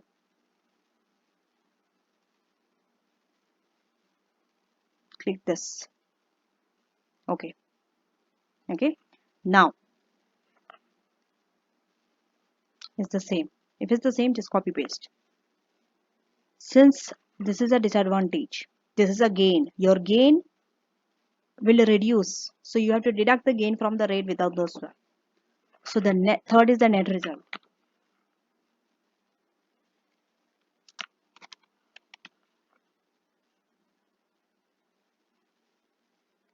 This, make sure that this is in bold, because at the end you have to get this net result only. So how do you get it? It is simply this minus this. This is why I say this is better. But if you're taking it as a percentage, convert this into percentage. Okay. Yes, done. And this is also in bold. But see, this is a payment. Okay, this net result has to be in bracket. So in case if you want to show this in bracket, make sure that you are writing this as minus. Why this is showing minus? Because then you have to add the gain, because this is minus. Okay, if you deduct from a negative figure, if you're deducting something, the number is added and it becomes even bigger. Okay, so what you have to do is here, in that case, if you're putting a bracket here, you be very careful. Okay, if you're putting a bracket here, then you have to use the sum function. Automatically they will deduct that, this too, and you will get this result. But if you are not putting the bracket, let's say you have omitted the bracket,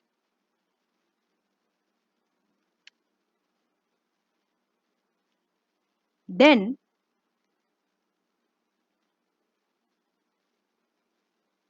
you have to deduct it and convert it into a negative figure, because it's a payment. Okay, but I would prefer writing this way, putting it in negative, because it's a payment. So next to this I will just show it minus, and I will just use simply the sum function.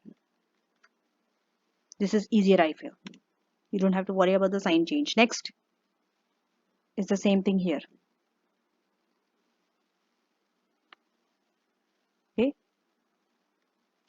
let's see whether with bracket it works or not.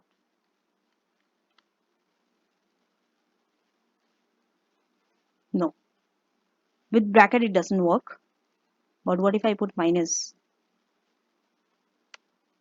See, if I put minus, the issue with this is it will only take b as minus. I want the whole thing in minus. So in that case, just put the bracket.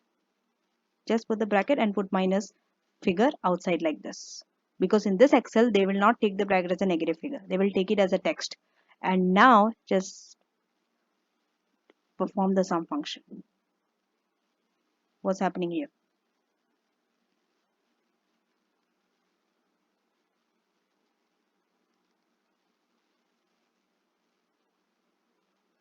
They are taking this number as a text. So they are only showing this.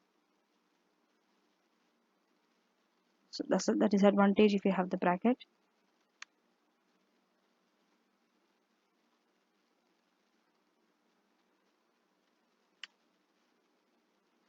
Okay. So in this case, you have to be a little smart. Since there's a b here, it will not take this as a number. Let me see whether we can format it to a number.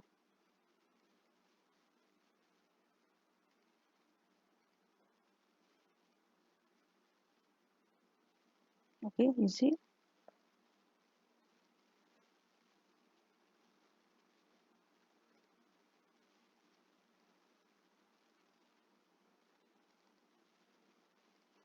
No, they will not take this as a this thing. So in this case, see, you only have one b. You will have a b in the end. You will be having a b. The base rate you will be having in your net result. The only thing is the difference between 1.1 and 0.02, which you can work out anyway. Even for a calculator, you can take it out. So it's 1.1 minus 0.2, which is 0.9. So you will be having a base rate plus 0.9%. So it's difficult to have the any function with the variable factor because b is there. So since it's like this, then you either take this like this, put it in bracket.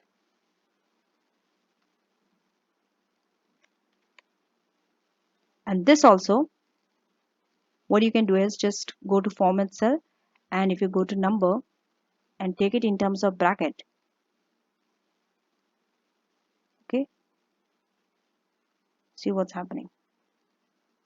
They will show 0, but they are showing minus 6.9% here. So it's better we take it as minus. Okay. Or simply if you want to show this as bracket, you can do that also. In this case, you can't perform the function.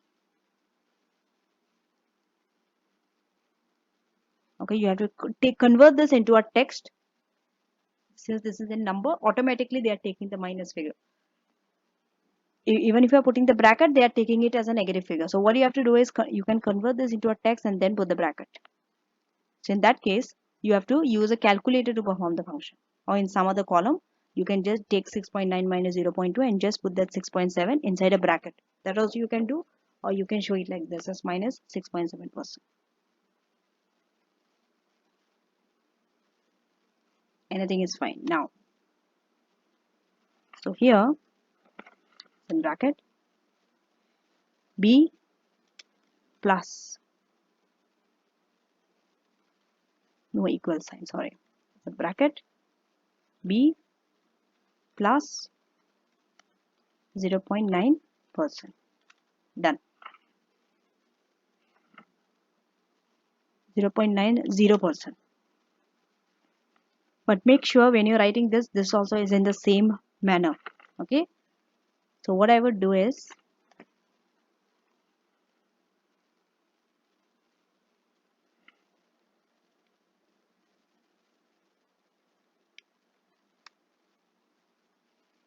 I will put bracket next to this. See, automatically they are taking negative. So what I will do is I will go and format cell and I will take this as all or a text. Okay. Now 6.9%.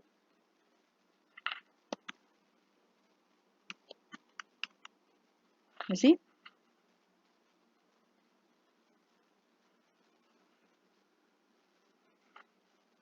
And now I will put it in bracket 6.70%. Done.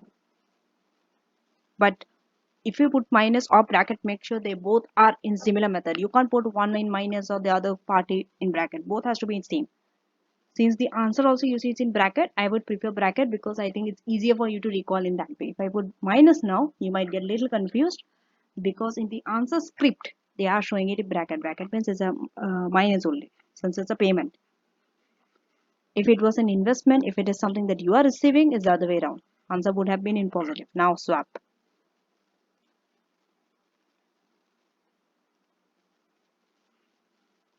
So for these things, you can easily write it in word processor under a table. There you can write in bracket. Now the swap. So you have to write what you are borrowing at. Borrows at. This is the first thing you will start with under swap if it's a borrowing.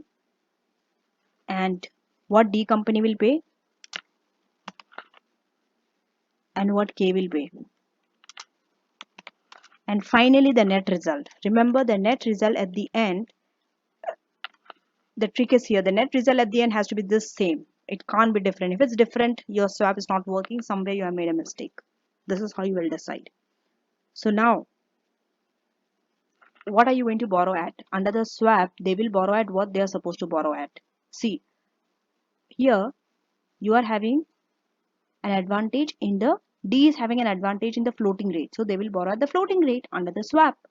So floating rate is this base plus 0. 2%. Okay, they will borrow at this rate. So since it's a bracket, again we'll put the bracket here.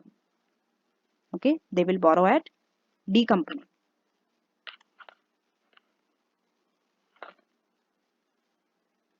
Base rate plus 0.2%.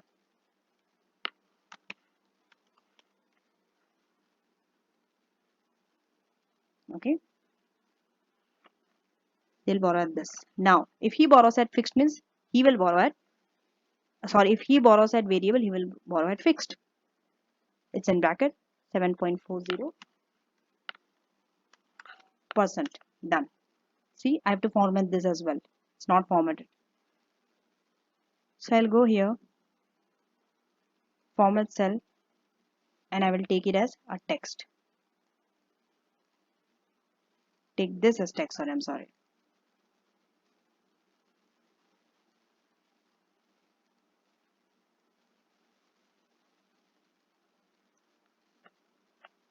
So 7.40%. Done. Now he will pay at what? You can just write the net result, copy, paste. Done. So when you're copy pasting this, this is becoming negative.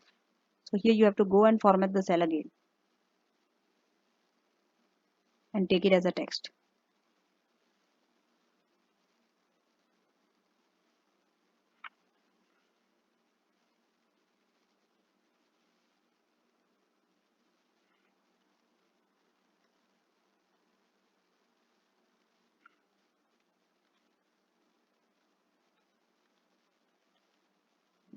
Done. Okay. Now who will pay? See, one party will pay the fixed, one party will pay the variable part. That means one party will be paying the base rate, the other one will be paying the fixed rate. It is very easy. If you just look at the base rate, just look at the net result. Who is having the base in the net result? Who is having that B? It's K. So it's very common that K is going to pay the B. K will pay the B. Okay. So it's in bracket base rate. Or you can just simply write B.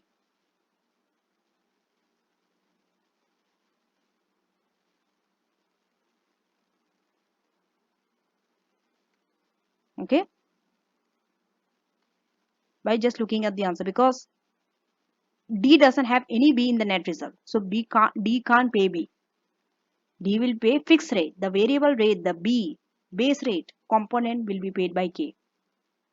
B. Done. You see? And what will D pay? D will pay the fixed rate. So he is paying B. See, for him it will be in bracket because K is paying the B. Sorry, K is paying the B. But for D, it will be a positive figure. You have to show B in positive because he's receiving this B from K. That's why it's in positive without bracket. This is how it always works. Always. One party, it will be in bracket, the one who is paying, and for the other party, the same amount will be in positive because they are receiving that amount. They are not paying that. This is how swap always works. First, you have to always decide by who is paying, not who is receiving. Once it is decided, then you will know the other party will have the opposite reaction to that. So in this case, since K is going to pay for D, under D, they are going to receive this B. But you will write K pays only. You see? Now, what's next? Next is the balancing figure. You can either start from here or you can either start from this branch. Any branch is fine. So you see, now D will pay what? The net result is 6.7. D is borrowing at 0.2. So the difference among the two is what the D will pay. It is simply 6.7 minus 0.2. they will pay at 6.5%. Okay, so 6.50%. This is the amount D will pay. So since they will pay, it will be in bracket.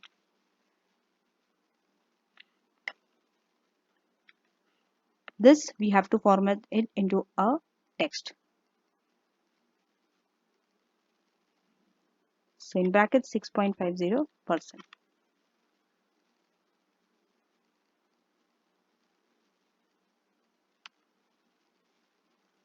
And he will receive that same amount. So it's in positive. K will receive it.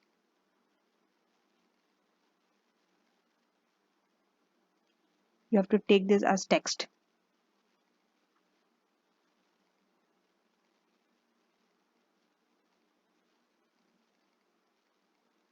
%6.50 done.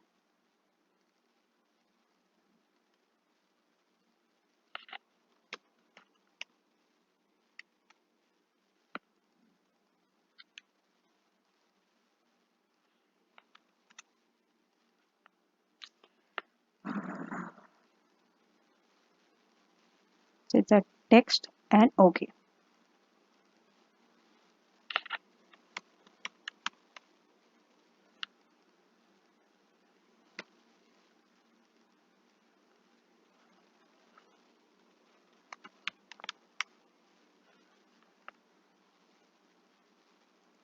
See, there is a mistake somewhere that is being done.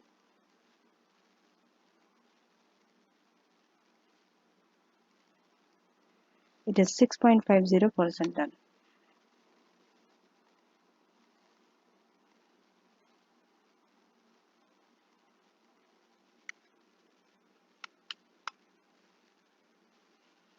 Okay. So now the problem is fixed. Now you can recheck this by using this. See, they are borrowing at this rate. D is paying in that rate. So just you need to add this to. If you add this to, it would be B plus 0.2 plus 6.5, B plus 6.7%. You have the 6.7%, but you have to eliminate the B there. So if he receives this B, this is payment. This B will cancel and you will only be left with 6.7%. So this side of the branch is done. It is correct. What about here? Here, K is borrowing at this rate and he's borrowing at this rate also. So that's when the answer you have a B and the difference 7.4 he's paying, but you should have 0.9. So 7.4 minus 6.5, the difference is 0.9. So B plus 0.9, that's what he's paying. You see, it's very easy. You just have to work out on the difference. So that's it. Now, you are in a position to advise. Okay. So now let us go through the final answer, advise on the three methods, and also the first requirement has not been answered. That is A. Discuss the options for 5 marks. So let us do that as well. So now we have come to the final phase of this answer, that is advice. So when you are advising, you have to talk about all the three methods. Okay. So if you see the result, finally, let us summarize. Let us go through FRA. FRA, the rate is 6.8%. For future, it is 6.76, even less, and swap is even less, 6.7%. The net result of D company you have to see. So now, but if you see, they are very similar. The difference are not so huge. 6.7 versus 6.76 versus 6.8. So that's why if you see all the three hedging methods are giving similar results. But in theory, what are they doing? They are all achieving a fixed rate. Okay, that means they are achieving a fixed rate means there is a certain cash flow that they are going to receive. But in practice, so now you have to talk about advantages and disadvantages. Now you start. So let's start with the future. Advantage and disadvantage. The disadvantages of future, if you compare the three, the lowest rate is under the swap. Okay, swap gives the lowest, and future is in between the forward and the swap. So the disadvantage of the future mainly is the basis risk. So this you should mention in your answer when you're talking about future. And also margin requirements is the next, where you need initial and variation margin payments. Next, we'll go to swap and forward. Why did we talk with future? And why did we separate them from swap and forward? Because future is exchange traded, but swap and forward trade are not. Okay, they are not exchange traded. So they are not subject to margin requirement, both of them, or unlike option, you don't have to give an expensive premium also. But they both are exposed to counterparty risk. If the counterparty defaults, both under forward and swap, there's a risk. And the forward rate will be preferable since the intermediary, who is the thought bar bank, they have given about it, right? They will bear the risk of the counterparty defaulting. In that case, see, if you compare the forward and the swap, forward is preferred. Why? Because in that, the counterparty is the bank who will bear the risk. Okay. And also, this will depend on the finance director's assessment of their bank's default risk. So by just writing this, you are going to get your professional skill marks. Why? Because you are showing the examiner that you are seeing the bigger picture. You are linking this to the bank's default risk. You are seeing, you are evaluating from all the available exhibits. Number one. Number two, you are having a good commercial acumen. So you are doing a good analysis here. That is what you are showing the examiner. You see, just writing straight away just the figure that this is the highest or this is the lowest, we should go by that. This is how you have to evaluate your answers. Just by giving one line is not enough. Yes, you can give that recommendation, but at the end, after you have evaluated all the options, and this is how you do it. Okay. So if you see under swap, finally we'll talk about the swap. Counterparty risk is higher. Why? Because in that no bank is involved. You see, the D company has agreed the swap itself, so they have to bear the counterparty default. So there is no intermediary who is going to give a guarantee. There is no bank involvement. Usually you see some cases there is a bank fees also. Under some questions for swap you must have seen in the past. There are bank fees that is charged that has to be deducted. In this question it is nothing like that because there is no bank. D himself is uh, finding the counterparty and going for the swap. So now final comes the conclusion. So you have talked about forward. You have not talked much about forward because already the figure is given. That's why we started talking the disadvantages of future, and then we went to the swap and compared it with forward. Why? Because they both are not exchange traded. That's why there's a similarity between them, that there's a counterparty risk. They're not exchange traded, but they're counterparty risk. And who bears the counterparty risk compared to swap and forward? Swap, because no bank involved. So that's what we have talked about this. And then finally we are going to come to a conclusion. So even though FRA is expensive, it's marginally more expensive than the swap. Why? If you see the rate here is 6.7 under swap, but forward it is 6.8. Okay, even though it looks 0.1%, but still. So it's marginally more expensive than swap, but forward is straightforward. So now you are giving the advantage of, see, you often start giving advantages of a particular method if you want to conclude that that is the method that you are going to choose. This is how you're going to end your answer. Ending is very important. Okay, many students often struggle how to bring about everything. For example, your answer could be anything. One of you might go by forward or future or swap, anything, where you have to give your reason, and if you have given your correct reason you will get the marks. Okay, so here, because they want to end that they are going to choose the FRA, that is forward rate, that's why they are talking about this. Even though, so on the one side you are showing disadvantage, but you end with the advantages. You will only give one disadvantage and then you will give number of advantages. That's how you end it. Okay, so even though FRA is expensive, it is straightforward method. Number two, certain cash flows are there and also counterparty risk is reduced because bank is involved. Okay, so now finally you have to link this to the D company's board. Remember I told you they are risk averse, the board. Now this is the time you have to link. This will show you This will give you your professional skill marks because you're able to link between the exhibits to the case study very well. So this forward will be more attractive to the company's board because it aligns with their high risk aversion also. Forward is less riskier compared to the other two, and they are risk averse. Risk averse means they do not want to take so much of risk. They want to avoid risk. So in that case, FRA is recommended. Whenever they ask you for a straightforward conclusion, you have to give one method. Sometimes they might just tell you to evaluate, where you cannot come to a clear cut conclusion. Then there you have to leave the choice to the director or the board of directors. You can say, you can conclude by saying that it is up to the board, their risk position, whether they will go for this or that. But in this case, they have clearly told you that you have to come to a conclusion. How do you come to a conclusion? You align it with the board's risk appetite. They are risk averse. If they were risk seeker, the answer would be different. It would not be forward. They might have got for swap or future. Okay. So this part is over. If you see the answer, it's like this. I've gone through all this. We have done, and then we have done the future, then FRA, and now we are coming to part A,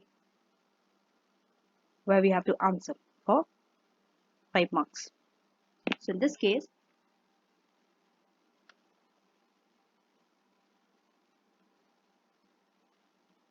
the government, okay, so in this case, the government is funding the generation project. Okay. So since the fund is originate from the taxpayer, government is accountable for any spending decisions. They will be accountable, and already they have been criticized. So the new reward system will reduce the potential for additional overrun and avoid some criticism also. So this will align by aligning the director's incentives with the overall attitude to risk, and also for cost control, because it aligns with the government's objective for cost control also. Now, so the both risk aversion, because both are risk averse, that's why you have gone to this new incentives. Okay. So now you have to talk about the disadvantages of options. So because you are risk averse, that's why you are preventing it from considering options. Even when upside potential is huge in option. That means in option there could be a huge cost saving, but still you're avoiding option. Why? Because you are a risk averse decision maker. You will always choose a fixed over variable, where the downside variable outcome is lower than the fixed rate. This is true even when there's an upside potential also. So the option premium, one thing about option you can talk always is option premium. This, if you can remember, it is very easy for you to answer. So the option premium is very significant. It might even outweigh the benefit also. Okay. And also it will be more expensive than the alternatives under the worst case scenario. Okay. So in summary, any gain from the upside will be outweighed by the board's requirement to control the cost if the worst case scenario happens. Okay.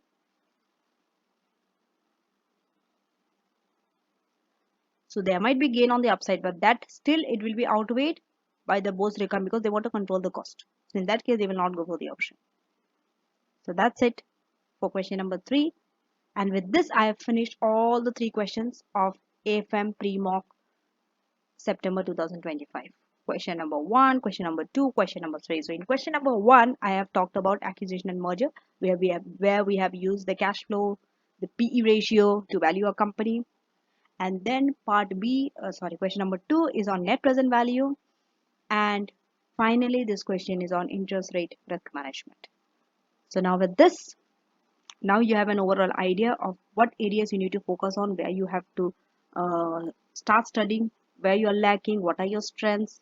Please make sure that you work out on these areas and at least do 3 mocks. 3 mocks is required of you. So this is one I've done. You can pick any 2 mocks, from any year, any past paper. Make sure that you do the recent papers, okay, the recent years, if you don't have so much of time. So today is 31st August, as not much time is remaining there. Let me wish you best of luck for your exam, and make sure, even if you're not able to finish the revision gate questions, do not worry. You still have few days left. to at least do attempt at least 2 mocks, if not three. I always go by three, but if not three, then at least 2 mocks, and make sure that you get it reviewed by an expert. Thank you once again, and do not forget to subscribe to my channel if you haven't subscribed, and do comment me below if you want to watch out the mocks for the other subjects as well. If you want me to solve the mocks for the other papers like SBR, ATX, AAA, let me know in the comments below. Thank you.